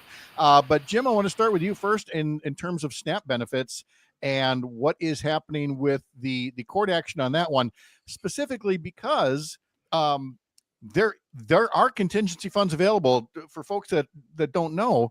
In previous government shutdowns, and there have been several, SNAP benefits have never been cut. This is the first time where families could go hungry because an administration refuses to use its contingency funds, and that's in the courts right now. That's exactly right, Pat. And here's the name that we should all be thinking about today, maybe even the next couple of hours, as the Federal District Court on the East Coast opens in just a few minutes. Her name is Indira Talwani. She is a federal district court judge. She's had hearings over the period of the last several days, and as late as yesterday, she looked at the government lawyers and said, I don't get what's going on here. She looked at exactly the information we talked about in the previous segment that says that the funds are there, they can be accessed, it's available, and she said, you can't just let people die. I'd offered you that is a stunning thing for a federal district court judge in contemporary America to say, because she is looking at the availability of these funds and looking at an administration that simply won't invoke them, won't access them, and anticipate that sometime in the next couple of hours here, she is going to direct the administration to use those funds to, again, temporarily keep this program afloat so people literally on Monday morning have food on their tables for their families and their children. And then the question is, in America of 2025, does this administration abide by what a federal judge has told it? That's the next issue. But it may happen today that the judge says, you've got to do this. And good for her, good for the United States if the administration follows what she is directing. So, Jim, you're talking about it from a court standpoint. Mark's mentioned from the administration standpoint, deleting language off the website that is about them being able to use that contingency funding. Joan, you take callers throughout your afternoon radio show, and I'm sure that you have heard some very concerned voices out there about what happens when SNAP benefits run out.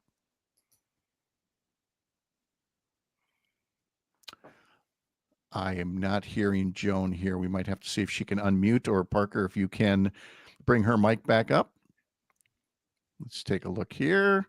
All right. Well, I'm not getting it right now. Okay. Well, we'll work on Joan's microphone there, and we'll just go back to Mark on this, because again, you read enough media that so much of the media coverage has shifted away from the political and the legal to the personal, and same goes for social media. You're going to see all kinds of folks. And by the way, none of them look like, the Ronald Reagan welfare queens. They look like families who are really worried about being able to feed their kids. Well, and Pat, they're working poor. It's this idea that, that they don't have jobs or something. Most of the people who, or I think statistically about half the people on food stamps or SNAP are working. In effect, they're working at jobs that don't pay them enough to, eat and have heat and stuff like that. So in effect, the SNAP benefits are subsidizing employers who won't really pay their workers enough. That's part of the issue. But what we're really seeing here is the Republicans now are holding poor people hostage. In effect, their message is, if you won't let us jack up the health care premiums for tens of millions of Americans, we're going to make poor people starve. I mean, it's amazing that would be their place where they're, putting their line in the sand, but that's what they're doing.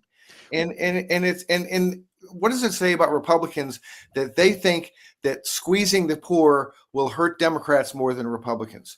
The Democrats care about this issue, so we'll really get them by squeezing the poor. And by the way, here's the ultimate paradox. If Democrats eventually say people are hurting too much, we're just going to have to let the health insurance rates go up the way Republicans want so that we can end the shutdown and bring the SNAP benefits back, Democrats will actually be the ones to pay a big price, because you'll have all kinds of people say, why did you cave? Why wouldn't you stand up for us and avoid all these health insurance price increases? So, I mean, it's a can't win situation by saying, yes, we're going to have to go along with this shutdown, because letting you jack up health insurance rates is so much worse. It's not a box I'd like to be in, but I know where I'd be on this. And it's like, you got to draw a line in the sand, and you got to draw it right here. Right. And another irony is that a lot of the people who would be hurt by these higher healthcare premiums and hurt by the loss of SNAP benefits are in red states. And it's this con game that the Republicans have been playing for a long time, in which, you know, they want to make you think that, you know, that it's all happening in blue cities and all this. No, I mean, one of the major news outlets had a map that showed how much healthcare premiums will go up for ACA in various states. And those red states were very red on that map as far as how much more they're going to pay. And many people are not going to pay more. They're just going to give up on having health insurance and they're going to die. Yeah. Let's try. Joan, are you able to hear us? Can we hear you yet? I can hear you guys just there fine. We go. Okay. Great. Technology is fun that way. I'd gone to you to ask what some of your listeners were saying about this. Yeah. I mean, there's right now where I am, there are so many things going wrong. My text feed, interestingly, Pat, is filled with people reporting ICE sightings where ICE is right now. And I put that sort of information out there. I was talking to the head of the teachers union, and she's, you know, Governor Pritzker has said he's going to put 20 million of state money toward food banks. But the teachers union, they're figuring that they are going to have to feed kids breakfast and feed kids lunch, not subsidized stuff, but more than they're doing now. Otherwise, they're going to go hungry. I mean, there's no two ways about it. No, there's not. And by the way, all of this happens with as the government is shut down, Jim Santel. You know, these are folks who are either being furloughed or laid off or working and not getting a paycheck. And that's another one of the court cases out there, is the ability to outright fire more than 4,000 federal employees. Here's another name, another federal district court judge. And interestingly, again, the men are doing this as well, but it's the women this week. Sarah Ellis, as we just mentioned, and Susan Ilston. She's in Northern California. She is the one who, again, just a couple of days or so ago said, you cannot fire 4,100 people just because you've got a shutdown, and has all but said these two things, yes, they're related. We all get that in some broad way. But because you've got a failure of the Congress to pass a budget does not mean that particular individuals need to be fired from the payroll whenever you may get around to paying them. And she said exactly that. Name is Susan Ilston, and she has said Donald Trump and OMB, Office of Management and Budget, you cannot fire these people. There's no basis for doing it. It is unconstitutional. It is illegal. Stop it. Knock it off. And once again, we ask the same issue. Is that the kind of thing this administration will follow? Or will we simply say, federal judges, you and whose army, as a famous president said in the past? Exactly. But let's go to the other branch of government, Mark, and a Congress that has, the Republican leadership has neutered that entire branch of government. We hear every so often rumblings that behind the scenes, some rank and file Republicans and Democrats are talking, and that there are actually, you know, fissures in both parties about the best way forward. But again, I ask in the hopes that maybe this week we have an answer. Are there any profiles and courage on the Republican side that are going to say, no, there's too many people in my state that are hurt by the loss of SNAP, the closing of Head Starts, the jacking up of health insurance prices, and so on?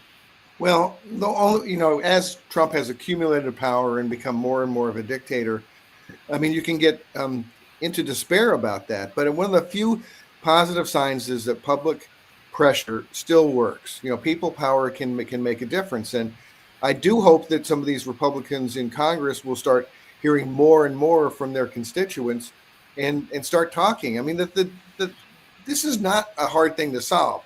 What's happening now is that the Democrats are wanting to negotiate. They want to negotiate over those jacked up ACA premiums, which, again, it's going to mean that some people don't have health care anymore. And the Republicans are not willing to even talk about it. And if they would sit down and discuss it and come to some sort of way to, maybe not completely, but in some way ease the burden on these poor and middle class people who are using ACA, and they could solve it really easily. And so that's the real pressure point. The other thing that's new today is that Trump is calling for getting rid of the filibuster, which would mean that only 50 votes plus Vance would be able to advance, would be able to solve the whole problem for the Republicans and and not share power with the Democrats at all. So if that happens, that'll be a giant change, and it'll further weaken Congress and make Congress even more irrelevant than it is now. Let's switch gears slightly to one of your latest issues of Stop the Presses. It's stopthepresses.news. Mark Jacobs' column, News Outlets Dance with Trump and His Ballroom. I mean, in any other situation, a president demolishing a part of the White House would be a much bigger story. But of course, we excuse it's Donald Trump. He can do whatever he wants. But we can at least question, whether news outlets are playing fair with their viewers, their readers, their listeners as they cover this, Mark. Yeah, and again, this is maybe a 1 or 2 day story, and it would have been a 1 or 2 month story in a normal administration. But so you have several news outlets doing questionable things. You have CNN, their boss went to the White House to try to pitch them on an interview with Trump for their new streaming service, and then he comes back to his newsroom, and he tells the newsroom that they really need to downplay the East Wing demolition story because nobody cares about it. And nobody in the newsroom thinks that that's a coincidence. So that's one way that CNN seems to be capitulating. And you have the Washington Post, which has just gone off the deep end, explaining to us that it's a good thing that Trump demolished the East Wing without asking for any permission. And in fact, after lying about what he was going to do, because it would have taken too long if he'd actually gotten the proper permissions and gone through the regular process. And so this is, in effect, the Washington Post editorially saying, well, it's okay to violate all rules and norms. Just go ahead and do whatever you want because otherwise it'll take too long. And it should also be noted that the parent company of NBC gave money for this White House demolition and the building of this giant ballroom. And so did Jeff Bezos's Amazon, and he's the one who owns Washington Post. So there's all these strings that are showing, why people have conflicts of interest in journalism. So that's Mark Jacob with his new newsletter edition, News Outlets Dance with Trump in His Ballroom. Joan Esposito, you can hear her live local and progressive program on WCPT Radio in Chicago, weekday afternoons from 2 until 5. And of course, Jim Santel has Amicus, a law review. You can hear that Saturday mornings at 9 on civic media stations around the state. Learn more at civicmedia.us to learn more as we continue things with our Week in Review panel. But first, let me tell you what you'll find in the Up North News daily newsletter. Sign up for it at upnorthnewswi.com. And today's issue, of course, has a lot about, Wisconsin Halloween traditions, the decorations, the costumes, the candy, the pumpkin carving, and more. But there's also a link to an article about the many challenges rural America is facing by the politicians that rural America typically supports. And these are making for tough times indeed, and some confused voters across rural America. The work here continues on these mornings with Pat Kreitlow, powered by Up North News on the Civic Media Radio Network after this.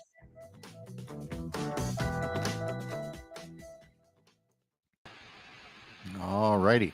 All right, one more segment to go here. Joan, anything you want to start with? Oh, well, you've hit the greatest hits. I don't know if we want to get into the fact that the Supreme Court is... Jim, I'm confused because I've heard different descriptions. Are they taking on a case that would challenge gay marriage? I haven't seen that they have granted cert on that yet. There's a request from this Davis person. Remember, she's the clerk who said, I'm not issuing. They've made the request. My understanding is they have not decided whether to put that on the docket yet. So it's pending there, but not yet officially on the docket. I think that's the latest status. Yeah, I think that was the news story, that she filed for it, but it hasn't necessarily been granted yet. Well, the other thing that I think is interesting, I talked to a lot of experts, pundits, political science professors, and everybody seems to agree that the one line Trump hasn't crossed yet is just what you were talking about, Pat. Saying, no, I'm sorry, I don't like your court ruling, I'm not going to follow it. What happens then? And will his hand-picked a pet Supreme Court stand by if he's defying the courts?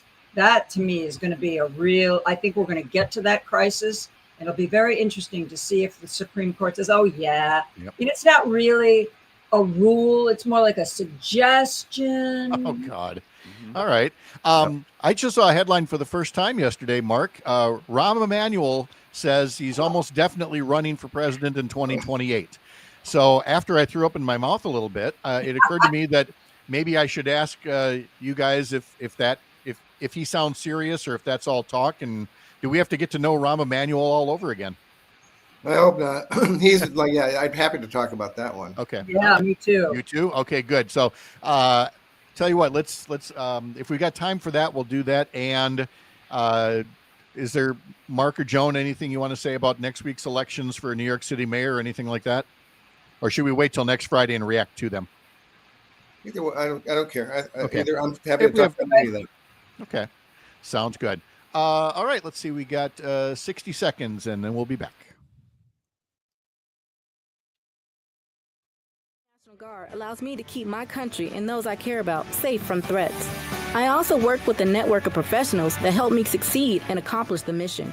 Plus, the Army National Guard education benefits make getting a higher education a reality. Being an Army National Guard soldier makes living and serving in my community more rewarding every day. Learn how you too can live and serve part-time, close to home by visiting nationalguard.com.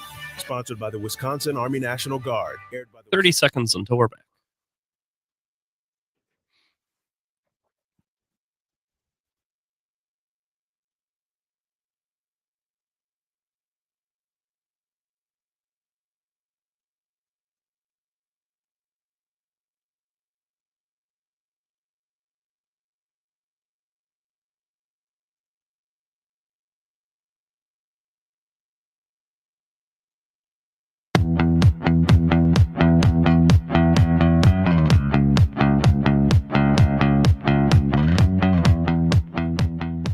Sports coming up across the Civic Media Radio Network. There are some stations that will be doing level 2 of the high school football playoffs tonight. Then tomorrow, the Wisconsin Badger men's hockey team will be hosting the Minnesota Gophers. Coverage begins at 5:30 tomorrow on WFHR in Wisconsin Rapids. Then on Sunday, the Green Bay Packers host the Carolina Panthers. Coverage begins Sunday morning at 10 o'clock on Civic Media stations in Richland Center, Park Falls, Racine, and Watoma. One more time here with our Week in Review panel, Joan Esposito, Mark Jacob in Chicago, former U.S. Attorney Jim Santel as well. And I'm going to start with my Chicago folks here first, Mark and Joan. When I saw, I just saw it out of the corner of my eye. The note on the screen said, former Chicago Mayor Rahm Emanuel says he's almost definitely running for president in 2028. And after I threw up in my mouth a little bit, I decided I needed to ask you guys why I feel that way about him and why others do as well. Mark, we'll start with you. First off, where's he been since he kind of sort of ruined the Obama administration's early years? And what would bring him to the thought of running for president?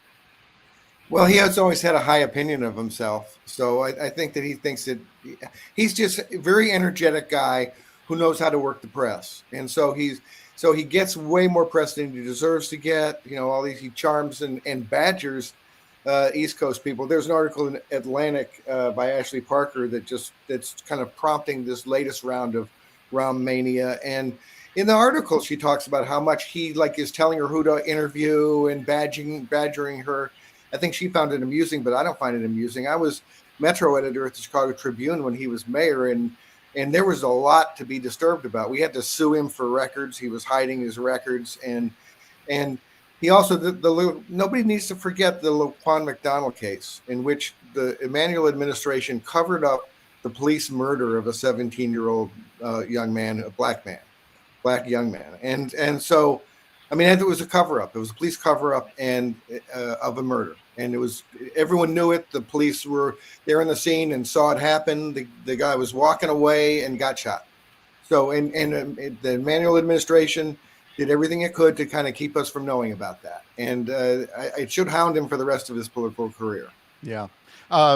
Same to you, Joan, as far as, is this serious, or is he just doing what we've seen so many other people do, get a little, extra attention by saying you're considering running for higher office? Yeah, I think it's the latter. Mm-hmm. If anything, I think he wants to raise his profile enough that maybe somebody might consider him to be their VP on the ticket, because, and during a presidential campaign, a lot of time the VP candidate is used as an attack dog to go out and say all the tough things that the presidential candidate wants to stay above. But I think if he does have enough of an ego that he thinks he's going to run for president, I think he should start reading about Teddy Kennedy, because Teddy Kennedy thought that the whole Mary Jo Kopechne death after the party, he thought that was, that had been taken care of. That was in the past. All of a sudden, he wants to run for president, and it's front page news again, just like Laquan McDonald will be. You're right, Mark. He's never getting away from it. There's no way with that kind of story, that albatross around his neck, that he's going to get enough of the Black Democratic vote. No way. He's got to know that. I hope. You would think, but as we've learned in politics, a lot of people, think that their rehab tour is ready when they are very mistaken about that. Jim Santel, you've got Amicus Law Review coming up tomorrow morning at 9. We've covered several legal topics in the news already. Anything that we've missed that folks can be on the lookout for tomorrow? Just reminding us that our president continues to go after his political adversaries in court, and we've got Letitia James prosecution and her maintaining, of course, that in fact there's no there, that there's a rider on her bank loan that basically says that she can in fact rent out this property, arguably completely destroys this prosecution. James Comey also filing a motion saying this is incredibly confusing, no basis to go ahead here. Those cases, look for them sometime in early next year to be dismissed. If not, they fall away completely, and the president's attempt to go after them. Retribution, yes, but not criminal convictions, nowhere near. And unfortunately, Mark, I mean, if somebody abuses the court system, brings up, lawsuits and things, a court can sanction them. But what Trump is doing with Letitia James and James Comey and all of these others, I mean, there is no blowback for him. There appears to be no penalty for dragging people through this. Even if the charges are really weak, you still have to hire attorneys and go through all the expense and everything. I mean, is the only recourse, media and public opinion that expose what this guy is doing? Yeah, I guess it is. The only recourse is the public having more decency than the president has. But I mean, yeah, it is a real problem. And to a large extent, Trump, I don't think he thinks he's going to win these cases against James, and Comey. I think he thinks that he will harass them enough that will be the punishment. And this is a pattern with him. It should be remembered that when he was trying to get Ukraine to trump up an investigation of Biden, he didn't want it to find anything. He wanted the announcement of an investigation. I don't think he even cared about the investigation. He just wanted something he could use to tar up somebody. And I think that he wants to just bury people in this kind of legal process as punishment for them opposing him politically. And it's just a gigantic abuse of power. Yeah, and again, it works unless enough people hear the reports about how, in like the Letitia James case, how this is completely, flimsy on thin ice at best, because the evidence is there. But again, it's a tree falling in the woods if people only hear about the case being filed and not about the actual results of it. So Jim Santel will have more tomorrow on Amicus Law Review. You can look at Mark Jacobs' work at stopthepresses.news, and Joan Esposito, listen to her live, local, and progressive on WCPT Radio in Chicago, weekday afternoons from 2 to 5. Thank you all very much. Have a good weekend. Thanks, Pat. Happy Halloween. Happy Halloween. Good to see you all there. And in our next hour, we will talk to Dr. Kristen Lyerly and state legislative candidate Emily Tseffos. I'm Pat Kreitlow, the Civic Media Network.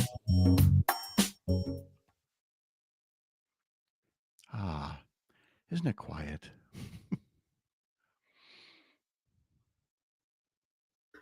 Yes. Yes, it is. Anyway. I did the thing to fix it, and it ruined everything else. I know, it was so weird. Wow. Is it Friday? It is. It is. It is. Thank God. Uh-huh.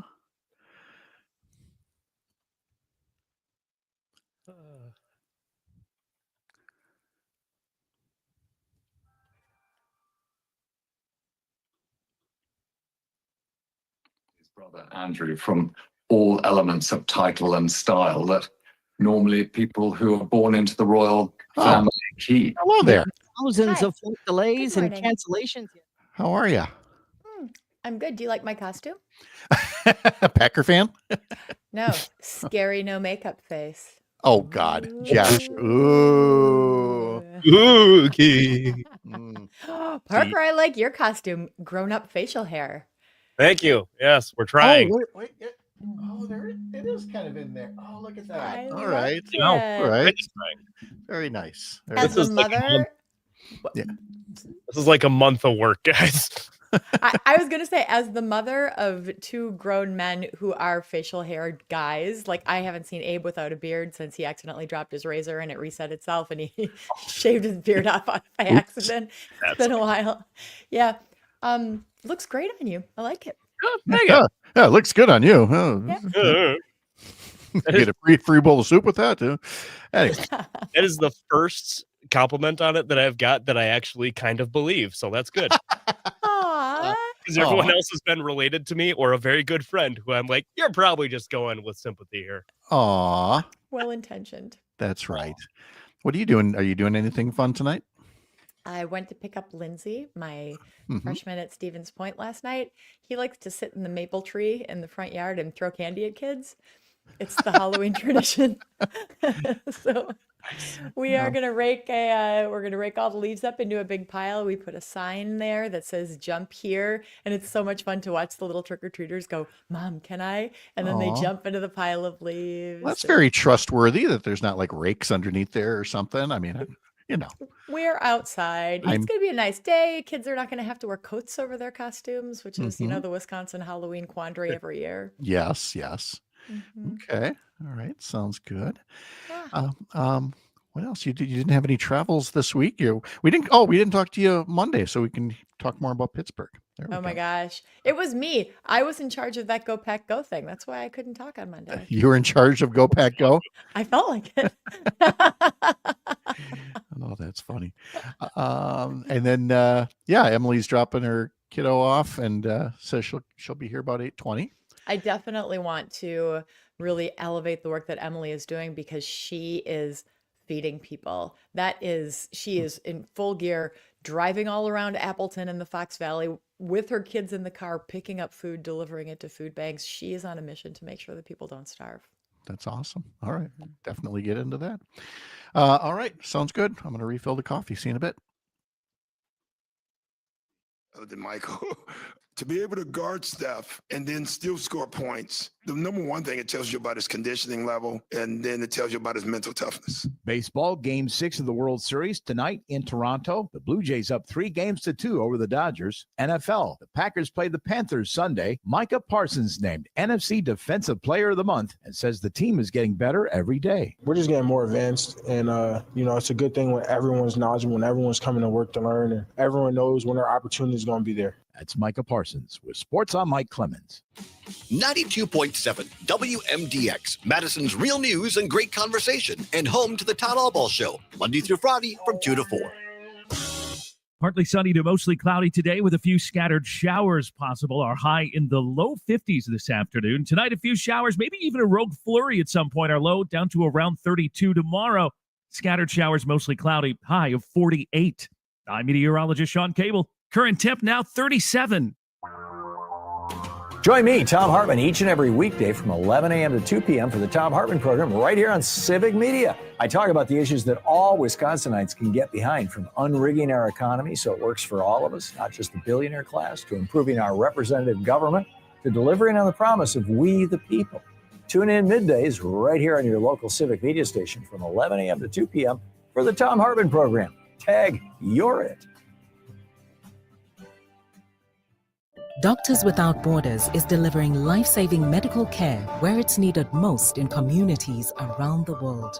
From bandaging war-wounded patients in Sudan to providing clean drinking water in Haiti, we're in more than 70 countries worldwide, bringing patients from sick to recovering, from emergency to aid, from crisis to care. 30 seconds until we're back.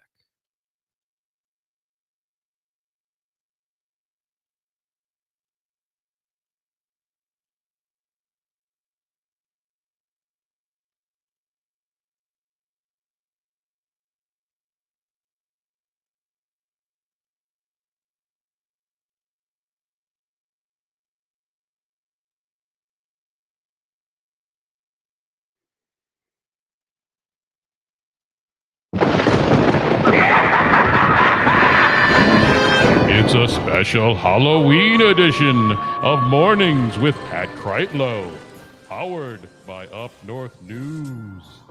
Live from the haunted Lake Wissota studio, here's your ghost host, Pat Kreitlow. Yeah, I got my last minute costume baseball cap on. I am ready to roll. Dr. Kristen Lyerly joining us, Parker Olson producing things as well on a Halloween Friday. Dr. Lyerly not with us on Monday because somebody was at the Packer Steelers game and wore out her voice. Let's see if it's any better today. Dr. Lyerly, good morning. Good morning. It was worth it because I personally felt responsible, as did all of the Packer fans around me, for the Go Pack Go cheers. So you're welcome. And it worked. Aaron Rodgers talked about how he had to use a silent count for the first time, and at a home game for him. So that was cool. Good work out of you. It was so cool. And when we got to the beginning of the fourth quarter and the Steelers fans, who were awesome, by the way, the people in Pittsburgh were amazing, but they started just streaming out of the stadium and we stayed. Of and course. we stayed. And oh my gosh, we just had so much fun. Oh, that's so great. Let's see from good morning from Tigerton, writes Rob on YouTube. It's cloudy and 37 on a Halloween Friday. Yesterday was a great day working outside, mowing leaves, doing paperwork for the mowing season. He says 2 years ago we had a white Halloween with 6 inches of snow. Let's see, had a white Halloween and Christmas. It was 51 degrees. Oh yeah, that's right. It was a white Halloween 2 years ago, and he had a brown Christmas when it was 51 degrees. So yeah, that's how this works. Let's see. Oh, Rob also writes, my mom helped start the Tigerton Community Cupboard, a community food bank by the Tigerton area churches and businesses. I used to help my mom distribute food for the community cupboard for many years. He writes, please help out your community food banks. That's and right. we're going to be talking later to legislative candidate Emily Tseffos, who we'll get into this more with her, but you said Emily is getting noticed for her work to help support all these food banks. Alicia writes on YouTube, Emily was out there last night in the dark picking up food. That woman is an icon. She is a true leader. She has little kids too. So her kids are with her in the car, driving all over the Fox Valley, picking up food, delivering it, making sure people do not go hungry. This is personal for Emily, and I'm sure we're going to get into it. Absolutely, we will. So this week, of course, well, let's start with that. The food banks are needing help, because of the SNAP benefits that are being cut. And I mean, on a day-to-day basis, Kristen, you talk to patients who and going through their daily struggles. I don't know that they've ever felt more like political pawns than right now. I think they're really starting to get it. But we're talking about 1 in 8 Americans who receive SNAP benefits, who depend on SNAP benefits. And these are children, elderly folks with disabilities, our most vulnerable population. And we have the money. We have the contingency funds there. All they have to do is release it to make sure that these people can continue to get access to food. What is going on with our government? A government that is for the people, that is meant to be that foundation for us. Instead, they're using these people as pawns, and we're doing everything that we can to do what Emily Tseffos is doing, to run around and fill the food banks and volunteer and help out as much as we are able to. But this is a government deal, and they need to step up.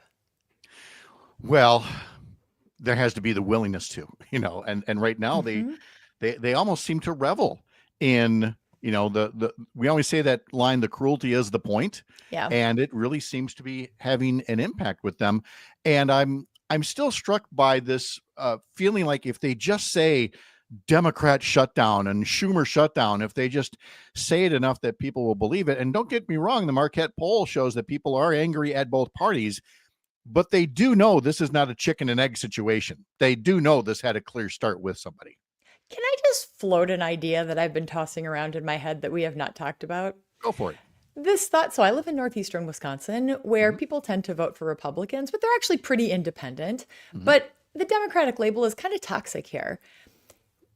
People love to say, I don't know, I'm not a party. I'm not a part I of vote for the person, not the party. Yeah. I'm in the middle. I hear a lot of people saying, I'm in the middle. And there really isn't a middle. I mean, the middle of what? If at this stage in this country where our government is literally starving vulnerable people, Where's the middle for that? You have to pick a side when it comes to these issues. So I think that it's really important for us as neighbors and friends and community members not to talk about this in terms of politics, but to talk about it in terms of what is right. And saying I'm in the middle does not solve this problem, but stepping up and talking to your representative and saying, you need to do that. You need to go back to work. You need to release these funds. That's what we need from our representatives, from our neighbors right now.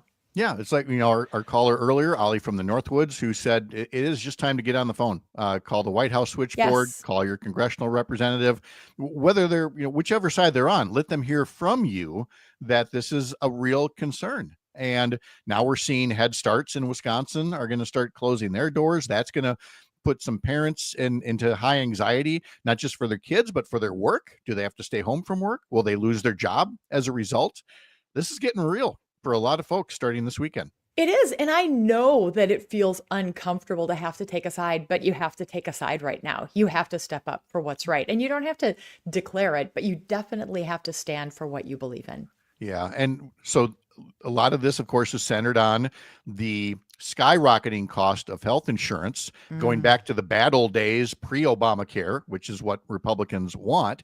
And so starting tomorrow, open enrollment season for policies in the Affordable Care Act marketplace. We've given some of the specific numbers throughout the course of the week here around Wisconsin, Kristen, but you're the one who's actually talked to people who come with some trepidation because they don't have health insurance, or they should have come to you a lot earlier, but of course they didn't have health insurance. And we're just going back to some bad old days here with these kinds of price hikes. I'm so worried about this. The health insurance, our healthcare system is already so fundamentally broken. But when people can't afford to go to the doctor, and they know, when you have a problem, when you should get it checked out, and you're weighing in your head, like, is it worth it? Do I really want to spend this money? As it gets more expensive, it's harder to put that money out there to actually do that thing to take care of yourself. But, having diagnosed advanced cancers and cardiovascular disease, which is the heart disease, is the number one killer of all of us. There are things that we can do. There are steps that we can take to control your blood pressure and your cholesterol and to advise you on how to live a healthier life so that you'll live longer and better. There are things we can do if you can get to the doctor. But if you can't, that's a problem. And if you have to wait and you end up in the emergency department, it's expensive. They often can't do anything for you. That's not healthcare. That's putting out fires. They can treat your stroke or your heart attack, but they can't help you manage your blood pressure or your diabetes long term. No. And if you can't afford it and you end up in the emergency department, you end up with medical debt. The hospital ends up having to write it off, and the entire community ends up paying for it. It is a lose-lose on all levels when people can't access healthcare. Yeah. One part of it is being attacked by the Secretary for Health and Human Services, Robert Kennedy Jr. On our website right now is the article, RFK Jr. is ignoring 100 studies or more to push his abortion pill ban. This is the mifepristone explainer you need. And so that article is on our website. So for folks who can't get to it, maybe you can talk a bit more. I know you put something on your Facebook this week about medication abortion, and yet the Trump administration is still making moves to make it no longer available. I'm the mifepristone explainer that you need. I Absolutely. can talk about it. Mifepristone is one of the medications that we use in medication abortion, also for managing miscarriages. It's used in most abortions in this country, actually the majority these days. It is safe. It is effective. We've been using it for decades. We've got tons of evidence that shows that it works and it is a good thing. And it is actually life-saving for so many people. But again, because of politics, the FDA has agreed to review this medication, and we all know where this is going to end up.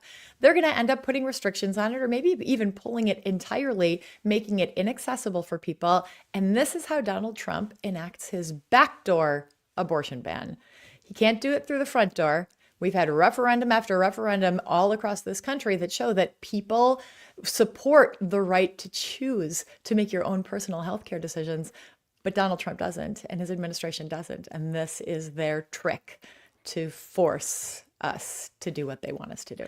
We're talking to Dr. Kristen Lyerly, who also hosts the Dr. Kristen Lyerly Show Saturdays at noon across the Civic Media Radio Network. And you can also follow on Spotify or wherever you get your podcasts. What you got going on this weekend?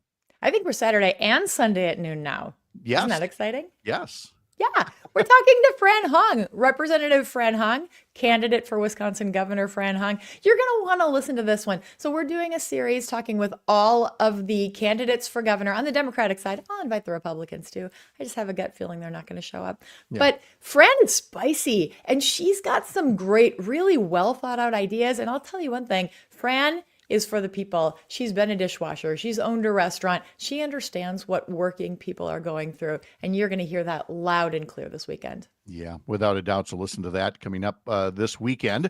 Let's see, from Alicia on YouTube, we've got active duty military classified as leave without pay. She says that's basically AWOL, which means there's a potential of not getting back pay if you're on leave without pay. That's insane. Rob from Tigerton followed up with it with a comment. It's sad that we treat our military personnel on duty 24/7 protecting this country and don't get paid. Many are very close to harm's way. But the other point with that is the Trump administration is saying, well, we're going to find a way to pay them. Well, again, that's fine, but that is you playing favorites because there are still so many essential workers across the federal government who aren't going to get paid. And you can't just hide behind the military and say, well, we're paying them, so everything's okay. That's not okay at all. Why are you holding back anybody's pay? Why aren't you just operating a functional federal government? Here's the easy way to do it. Negotiate, reopen the government, put everything back in place. It's all right there. Everybody gets paid. Everybody's happy. Seems simple to me. When I was coming back from Pittsburgh, I saw a TSA agent, a lot of them actually. And, I'm from Wisconsin, so I'm friendly. So I asked how they were doing. And this person just looked at me and said, some of us are going to food banks. The government should be embarrassed. Those are his exact words. And I was shocked. Like, usually they're so stoic and they don't say anything, but he was clearly suffering. Yeah. And, I put my hand on his shoulder. I know you're not supposed to do that, but I just couldn't help it because he was just like so angry. This is so fundamentally unfair and so fixable if we actually had a government that was for the people. If the Republicans would just go back to Washington, D.C., where the Democrats are waiting and doing the work, and just negotiate. Oh, but that would mean ending their paid vacation, where they're trying so hard to spin this. But again, call your congressperson's office and give that very simple message. Go back to D.C. Go back and do the job that we are paying you to do. That's right. Quick look at sports at 8:20, and then Kristen and I will be joined by Emily Tseffos as well.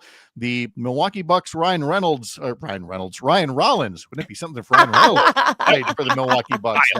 That would be something. Ryan Rollins set a personal scoring high, 32 points, helping the Bucks beat the Golden State Warriors 120-110, even without Giannis, who missed the game due to a sore left knee. Miles Turner added 17 points for the Bucks. The Badger hockey team defeated the Minnesota Gophers, and they will play again on Saturday. The women's hockey team taking on the Gophers tonight and tomorrow in Madison as well. Thanks for joining us live from the lake. I'm Pat Kreitlow from Up North News, and this is the Civic Media Radio Network.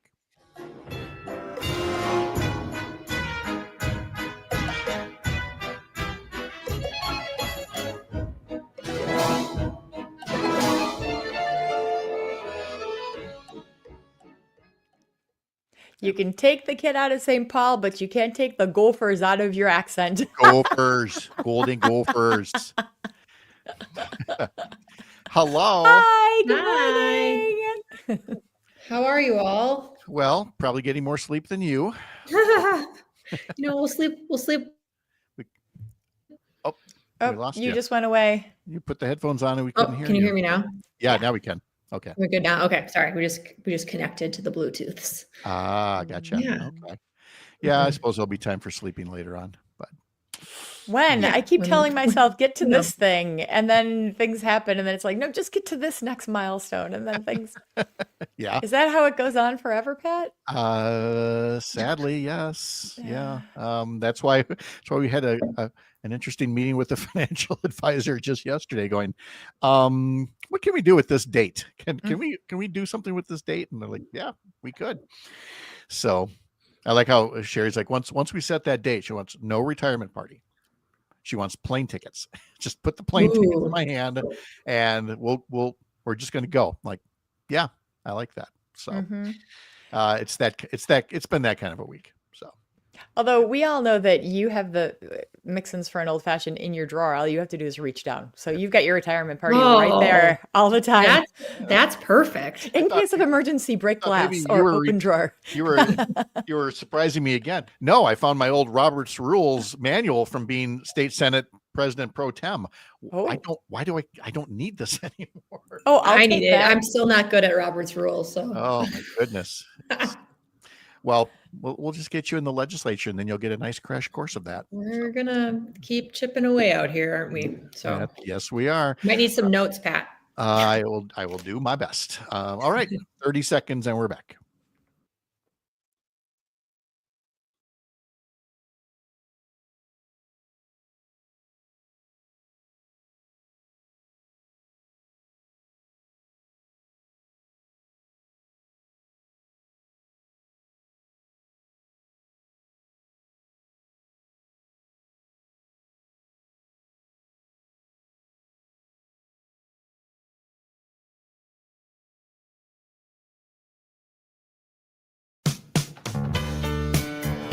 Scarier than a gas station breakfast burrito.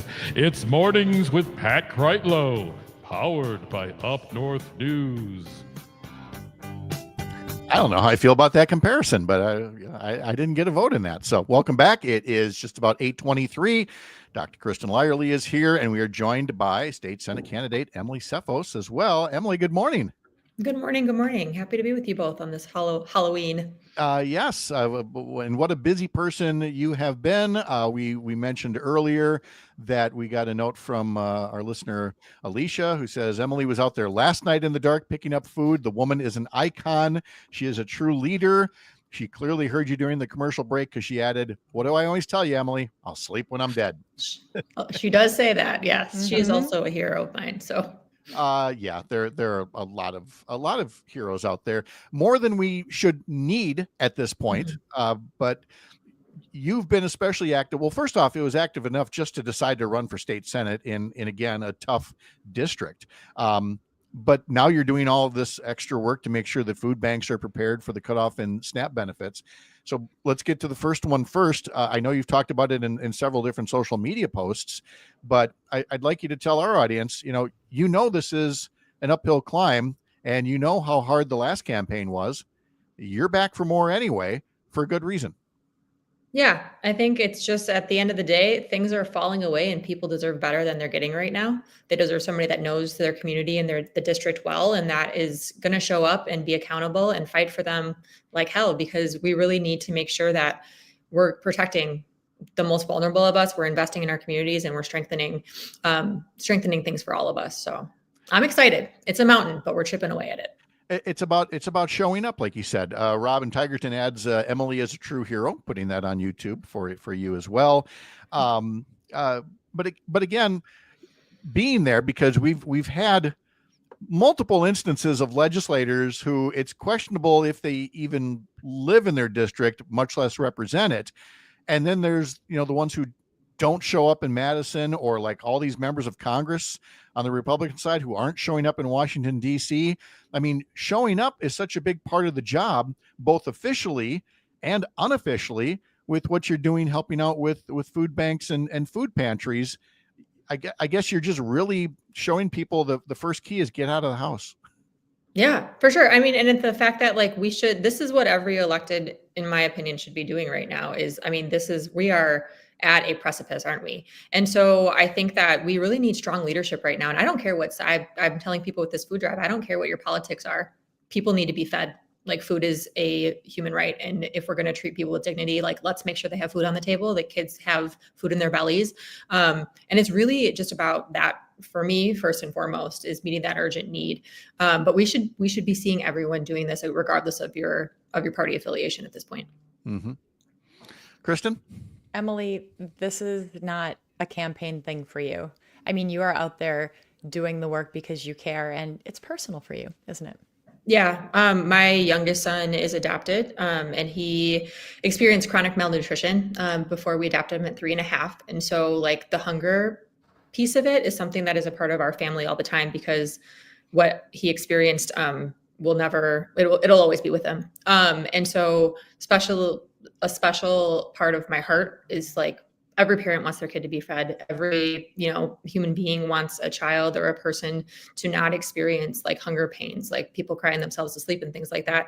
And while his situation was different, it's that hunger piece. So it's about human dignity, for me. And so I'm looking at him and I'm wondering, like, we are the wealthiest country in the world. Like, what are we doing? Mm-hmm. What are we doing? Can I just say, there are so many, Pat, you said it earlier, politicians who are out there not living in their district, just trying to take advantage, doing the photo ops. If I see another picture of Tony Weed at a food bank, while he is literally taking food out of people's mouths, I'm just going to lose it. But Emily is doing the real thing, the thing that people want, the thing that people expect their leaders to do. And I want to invite all of our listeners to just really think about, what does this mean? What is true leadership when somebody like Emily, who is so authentic and grounded, steps into this role to truly serve? It's beautiful. And I'm so honored to be your friend, Emily. Thank you. But also it's just I put out a call, right? Like you have a little bit of a social media presence, and I put out a call and I built something I think that was really beautiful community wise when I ran last time. And to say to those people, our neighbors need us, and have them be like, I've got it. I've got stuff on the porch now. I've got bins on the porch. Just come and pick them up. And I messaged all my friends, and they're doing that work. And I think it's that collective, like, community effort that we need to see more of. And frankly, like when government fails us, we know here in Wisconsin, we're going to take care of each other. But at the same time, it shouldn't be this way. It shouldn't have to be this way. And frankly, because of what's going on in Washington, the fact that they have that funding available that they're simply not releasing, that has already been appropriated, we need to call attention to that, right? The egregious missteps of this administration and Congress and people like Tony Weed, who are then doing their photo ops. And it's like, show up authentically. Don't use us as pawns. Yeah. Emily has much more, of course, on her campaign website, emilytseffos.com. That's Emily, Tseffos. Emily, Tseffos, emilytseffos.com to learn more. Can you tell folks a bit about the district that you're running in, where it is?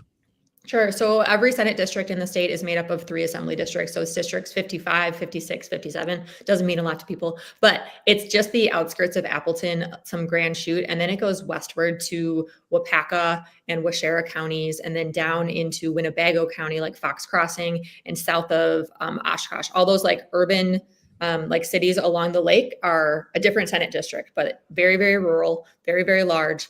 And so like I alluded to before, it's going to take a team effort to get this one done and get it done right. And I'm really going to be dependent on people that are like, I know it's broken. I want to help you fix it, because I don't want it to just be me. I want it to be a whole community effort kind of thing.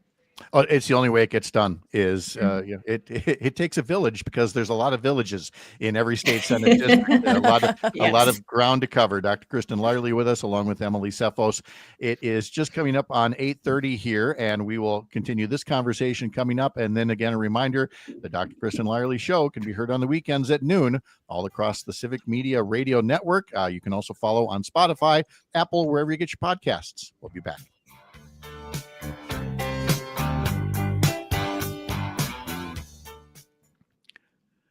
Kristen, I didn't ask you. You said you had to scatter off at 8:45. Do you want to peel off now because you got to go before the 8:49 break, or do you want to hang around?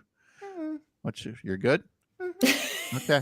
All right. I have a chiropractor appointment. Okay. Oh. All right. I think I have piriformis syndrome. What is that? It's a muscle. Get into it if you want. I'll happily share. It's a muscle in your butt that can, you've got this big sciatic nerve that is like the size of your finger. It's ginormous, and it runs through, and your pelvis has all of these muscles that overlap. And it's this muscle that sometimes can squeeze the sciatic nerve. And sciatica is not an uncommon thing where people get pain down their leg.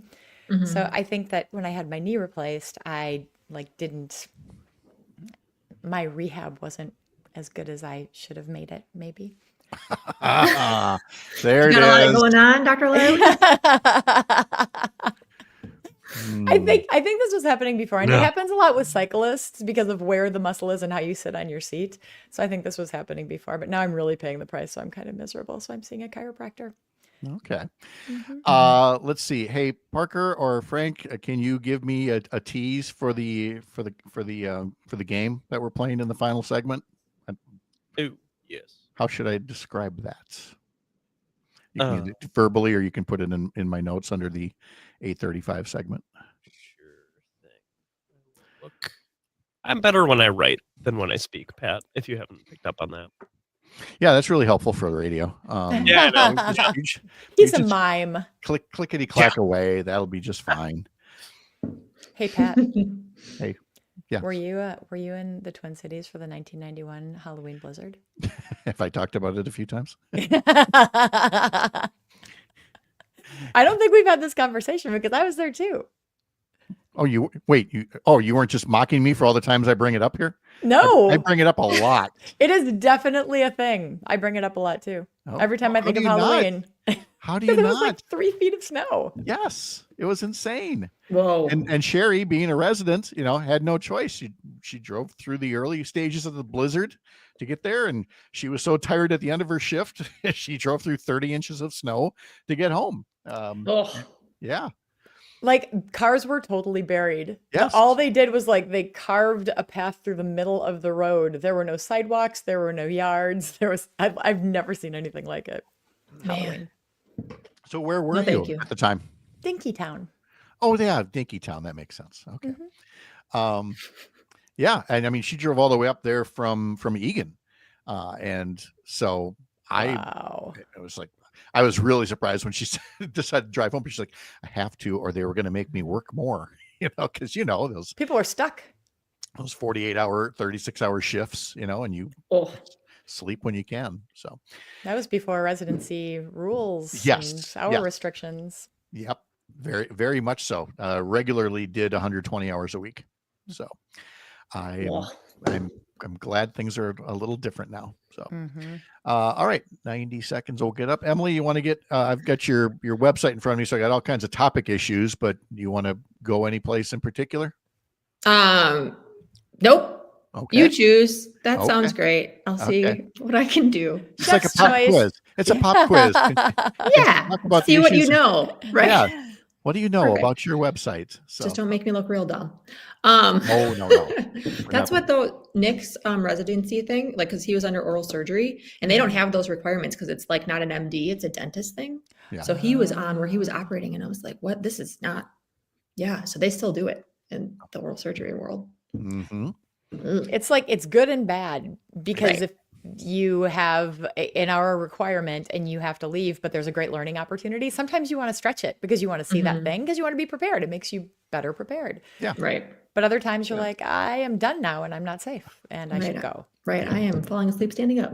Yeah. There's testing your endurance to a certain point, and you really shouldn't reach that point when you have sharp instruments in your hand and life and death decisions to make. So, all right, we got about 20 seconds here. Okay.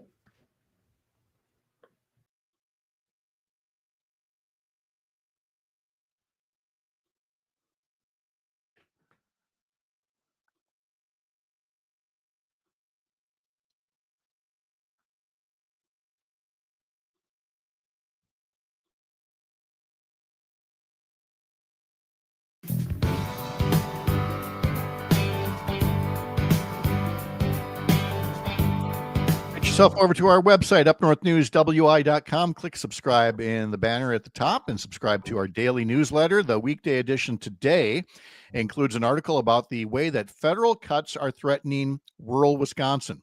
in so many ways. We've talked about it a lot on this program, but get a few more details by finding that article on our website or subscribing to our weekday newsletter. And then there's our Sunday morning newsletter, conveniently named Sunday Mornings with Pat Kreitlow, all about some of the political stories of the week. There's also a question of the week. And this week's question was, should a new nuclear power plant be built in the Kewanee area, where there had been a plant that was then decommissioned, and there's been talk about building a brand new nuclear power plant there, one that supporters say would generate electricity without contributing to climate change. Others saying that the risks aren't worth it. For the first part of the week, the answers were decidedly 50-50 in nature. And now after this program, I'm going to tally up all the rest of the emails that have come in responding to the newsletter. We'll have the answer coming up this Sunday morning, along with a new question of the week. Again, subscribe over at upnorthnewswi.com. Joined once again by Dr. Kristen Lyerly and Emily Tseffos, who is running for state senate in the Fox Valley. And Kristen, of course, has the Dr. Kristen Lyerly Show, which you can hear Saturdays and Sundays at noon across the Civic Media Radio Network. And Kristen, you are no stranger to the topic of the federal cuts harming rural health care. We've talked about that at length. And Emily, you have a Senate district that was a lot like mine over here in the western part of the state. It's got some incorporated areas, but there's a whole lot of area that is decidedly rural and feels forgotten in Madison or Washington. And you're there to tell them that somebody actually is listening and wanting to work on their behalf. Yeah, I think that we have like Wapaka that lost their maternity ward earlier this year in their hospital. And a lot of people that I've talked to, again, like kind of pulling from what I did in 2024, but certainly this hasn't changed, is that it's really, it's hard to get access or to care close to you. And it's really difficult for a lot of working folks to find what they need in order to like live healthy lives in their townships. And we really want to like point out the root cause of that, instead of it just being like, this thing happened. Like, we really need to start naming plainly, repeatedly, who's accountable, like who made the decisions. Every pain point is a policy choice. And that's what I'm going to try to do this time around. I want to say that every pain point is a policy choice, which is so true. And I think we, especially in rural areas, are so reluctant, and we talked about this a little bit earlier, to pick a side. It's like we are loyal to our team and we just don't want to let that go. But clearly, one team is not working on behalf of the people. And it's having that conversation, that face-to-face, Emily, that you are so good at when you knock on somebody's door and you start talking about the things that people care about. And you so gently help people understand, this isn't working for you, and it's because of this. This isn't working for you, and it's because of this. And creating that trust and helping people understand truly how this tribalism is tearing us apart. These are the conversations we need to be having with our friends and neighbors, and they're hard conversations to have, but they are necessary. Yeah, I think that with the misinformation and like just the way that the machine works on either side with media and things like that, it's getting back to the one-on-one conversation. It's painfully slow, surely, to be doing this kind of stuff. But I've been on so many doors where they're either like politically apathetic or they've got a lot of misinformation. And then to like have an honest, respectful conversation and say, like, you tell me that you're not political, but I see you taking care of your autistic grandson because your daughter had an issue with addiction. Like, that's all political, because it either helps what you're trying to do for your own self to make things manageable, or it hurts people like you. And like, those are the kind of things where it's like, you see those light bulbs go off, and people are like, oh my gosh, you're right. And what I think, like Pat, you mentioned, people feel left behind and forgotten. It's because everything is so big and ambiguous, and you like, the economy is the stock market and blah, blah, blah. Like, no, it's people sitting that are stressed at the end of every month with bills on their kitchen table. Yes. They're like, how am I going to do this? Right? Like, how am I going to pay this again and save for something like retirement? And so we really just need to get back to the brass tacks and talking about that without letting that twist and contortion kind of put them against us. Emily Tseffos is a candidate for state senate. You can learn more about Emily at emilytseffos.com. That's Emily T as in Tom, Emily Tseffos, about the race that she's running there. And Emily and Kristen, there's also, of course, the aspect of things. I mean, we're always trying to like explain the little nuances in policy that are hurting rural areas. But then there's the things that are readily apparent, like China buying no soybeans from Wisconsin farmers, and then the Trump administration, giving $40 billion to Argentina and saying we're going to import beef. And sometimes it feels like you just need to knock on some of these doors. They're already aware of that and go, see? I know. It's so tempting, but I keep telling people don't do that. Like I keep telling people because you want to. Yeah. It doesn't. And I think like what I'm trying to like get across to people is to say like, as people are feeling that stress that what's created by this administration or by people in Madison, like they lied to you. They told you costs were going to go down. They told you that the global market for your crops or your beef would be better than ever. That's not happening. And you're seeing it happen. And I'm so sorry that they lied to you. But let's talk about what I want to bring to the table or the kind of transparency and accountability that I would bring in leadership to make sure that this kind of stuff doesn't happen. We don't want people taking advantage of each other. And frankly, like, again, when we're talking, it's not left or right anymore. It's top versus bottom. And it's people that are taking advantage of that. And while we're toiling away and fighting at the bottom, all the people at the top are laughing all the way to the bank. Like, and I think that is a critical piece of this as well. Any 100%. chance it's too late to change how you're running? On the text line from Tiffany in River Falls, Tseffos for governor. Just that basic. So, flattering. I have 3 kids and the Senate district is quite big enough for me. And there's some great candidates that have already emerged in the field. So we're good to go here. Well, and But there is the future, so let's keep that in mind. Oh yeah, yep. There's always that. Emily's also serving as county chair for the Outagamie County Democratic Party. So Emily, both you and Kristen have another role that you're playing this time of year. It maybe isn't really firing up yet, but it should, and it will real soon. And that's finding candidates for some of these other districts to run. And candidate recruitment, I don't know, is it harder because Donald Trump actually won last time around and people are discouraged, or might it be a little easier because now they've seen what his wrecking ball has metaphorically and literally done? I think it's a little bit of both. Like, I think that there are people that are not excited, but they feel it's their responsibility right now as things are hollowing out to go and serve their community in that way. And that is incredible to see. I do think that especially in these non-targeted districts, like where I ran and where I'm running, that it's a really tough ask because you're kind of like left out there to build and do your own thing. And so what I want to do, like what part of the reason that I'm excited about running for Senate is that it encompasses those 3 assembly districts. So really working in coordination, and Kristen, you kind of set us up in the 8th CD to do this, like really collaborating and being as strong as we can. And when you do that, like hopefully you see more people that are like, okay, as long as I'm not alone, like I can do this with you. And so we really want it to be like a team effort, like we're all in this together kind of thing. That's exactly what we need. I think in the past, we've looked at these districts and said, there is a candidate running in this district and it's about the candidate. But in Northeast Wisconsin, it's about our team working with the county chairs, with the food banks, with the other candidates. And it's this giant collaborative effort. But still, it's hard for people to step up in an environment like this and put yourself in a partisan role, recognizing that the partisan divide is huge and uncomfortable. But if ever there was a time to take one for the team and to recognize the difference that you could make, this is that time.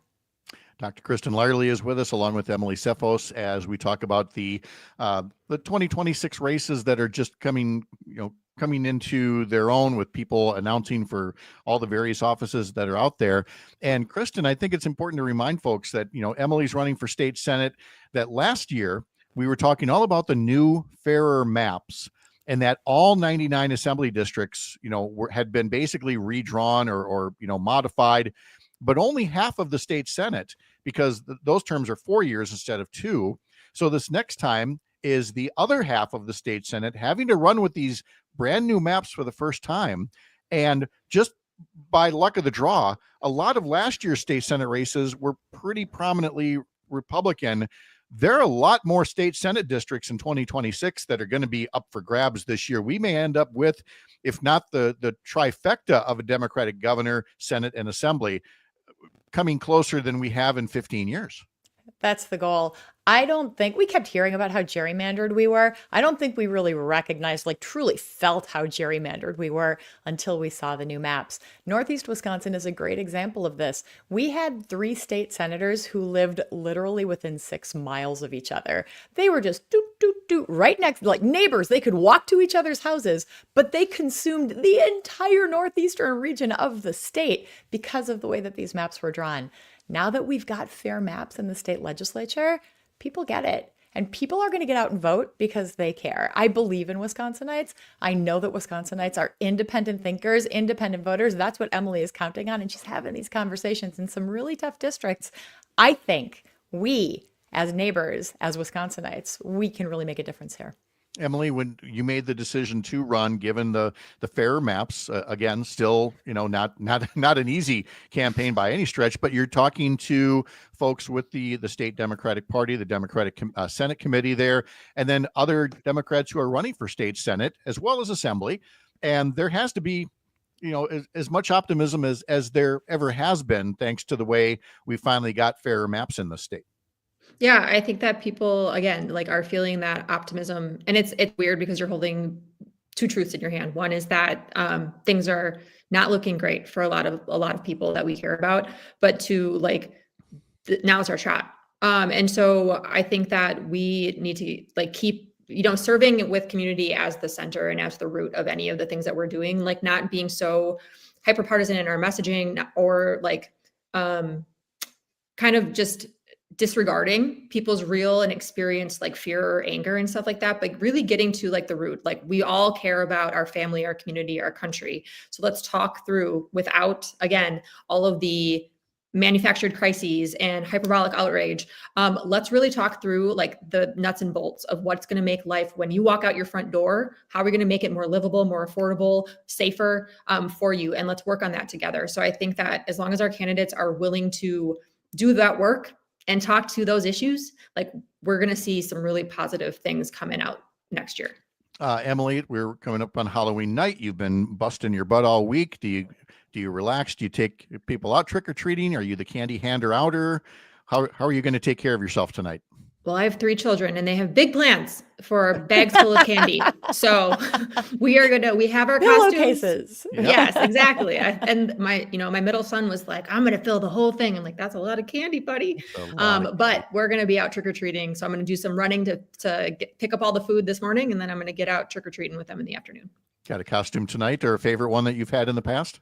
I'm always Professor McGonagall from Harry Potter because I have a robe and it's nice and warm and it's great. So that is my annual costume. Yeah. Actually, I was Dumbledore a couple of different times when my daughters were into Harry Potter. Very easy costume. Kristen, how about you tonight? I'm making a big pot of soup and handing out goodies to all the kiddos and the grown-ups. We've got grown-up goodies. You put the ladle of soup in the bag, or do you individually? Oh, you mean for dinner before? Just a soupy pillowcase. I'm like, that's weird. That's so That's the chocolate. Sorry. Dr. Kristen Lyerly, listen for her show tomorrow at noon and Sunday as well across the Civic Media Radio Network. Emily Tseffos, State Senate candidate at Emily Tseffos, EmilyTseffos.com. Emily, Kristen, thank you so much. Have a great start to the weekend. Happy Halloween. All right. Great to talk to you both. When we come back, coming up, we'll close out with a game of tricks and treats. Politician or Disney villain? Politician or Disney villain? We'll explain after this. You're up north.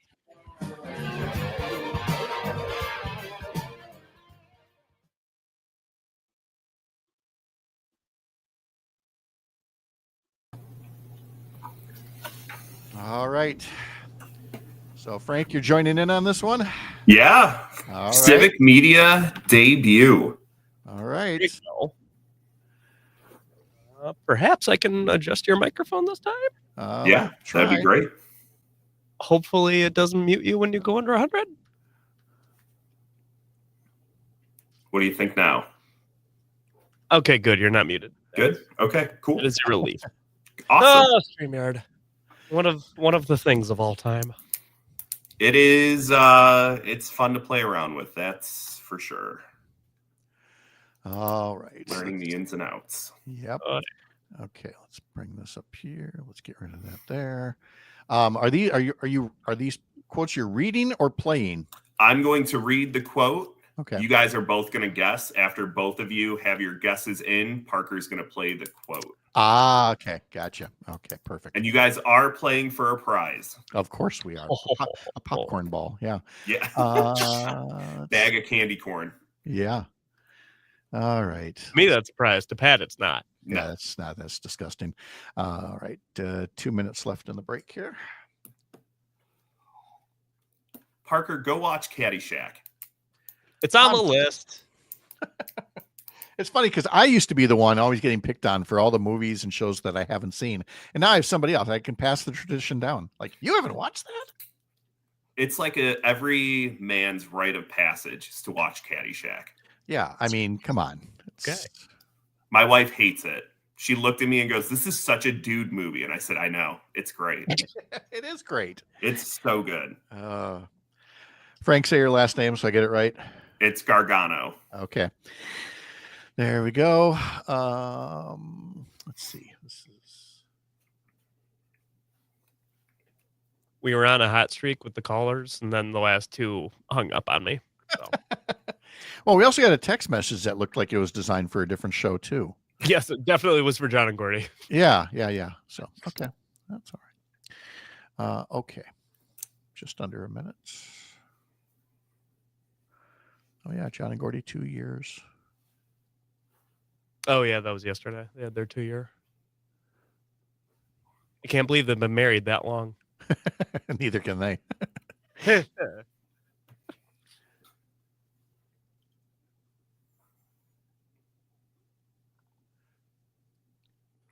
We got 30 seconds. All right.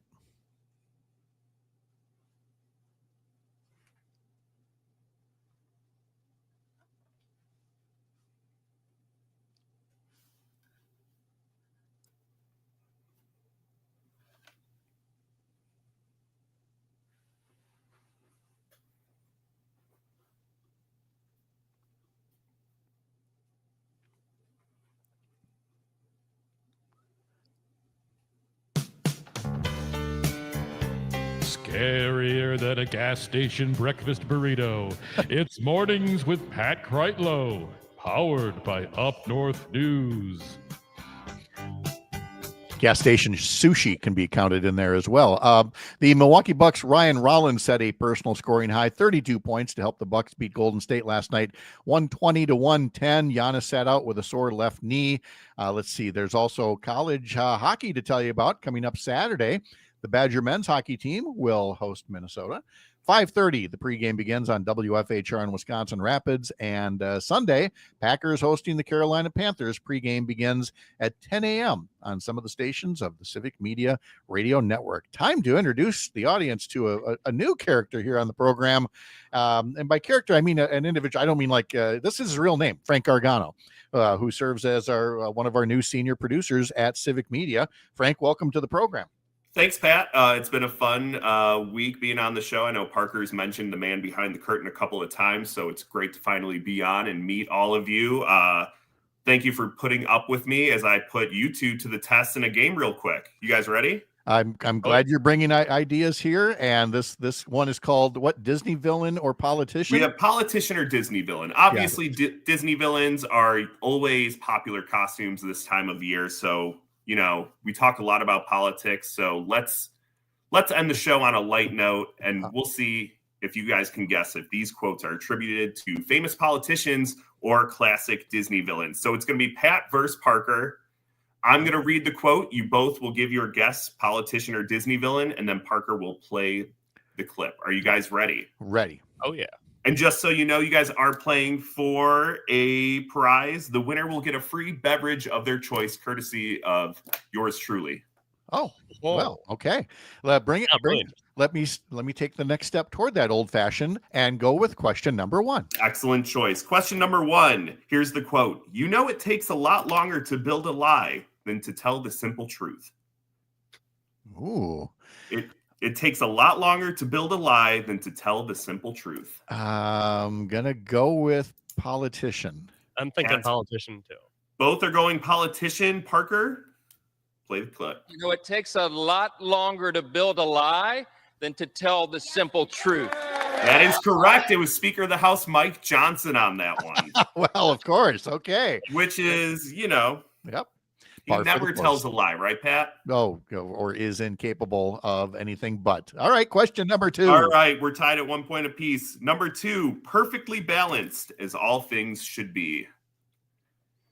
Perfectly balanced as all things should be. What do we think? It sounds like a Mary Poppins type thing. I'm gonna. Well, she's not a Disney villain. Well, maybe to some people. I would say Disney villain anyway. Jeez. Pat's going villain. Parker? I'm thinking villain too. All right, both guessing the same thing twice in a row. Let's hear it. Pretty, isn't it? Perfectly balanced, as all things should be. You guys were right. That was Thanos from the Avengers movie. Okay. Thanos. Wow. Oh, we're even going Avengers on this. Yeah, that's a Disney. Hey, Disney property. Disney umbrella is gargantuan. That is a Disney property. We're tied at 2 points apiece. On to number 3. See, now you respect me because I'm a threat. Oh God. Ooh, okay. See, now you respect me because I'm a threat. What are we? I thinking? really hope that it's a villain, so I'm going with that. Okay. Parker's going villain. I'm going to go with politician. Pat's going politician. Let's hear it. See, now you respect me because I'm a threat. Parker gets the point in this one. That was Syndrome from The Incredibles. Oh, okay. All right. Good. There we go. Score 1 for Parker. Score 1 for Parker. He's getting that close. He's getting that close to his beverage. Another glass of water. I was gonna say it's gonna be a nice. What do you think, Dasani, Aquafina? What's your water choice? Fiji. Fiji's top of the line. Yeah. Has to be. Great choice. All right. Moving on to question number 4. Delay in dealing with the problems that we have equals death. Ooh. I think politician. I'm going to go with politician as well. Both are going politician. Let's hear that one. Delay in dealing with the problems that we have equals death. That's correct. That's Wisconsin Representative Tom Tiffany. Which is awkward in that he is a politician of a Disney villain type in his own way. So I almost feel like we both can get the point for that one. But it still keeps Parker in the lead. All right. Next. All right. For those of you just joining us, we are playing politician or Disney villain. We're reading famous quotes. Pat and Parker have to guess whether it was a politician or Disney villain. Right now, Parker leads 4-3. We have time for a couple more. Let's get to the next one. I'm surrounded by idiots. I mean, everyone has said that at some point in their life.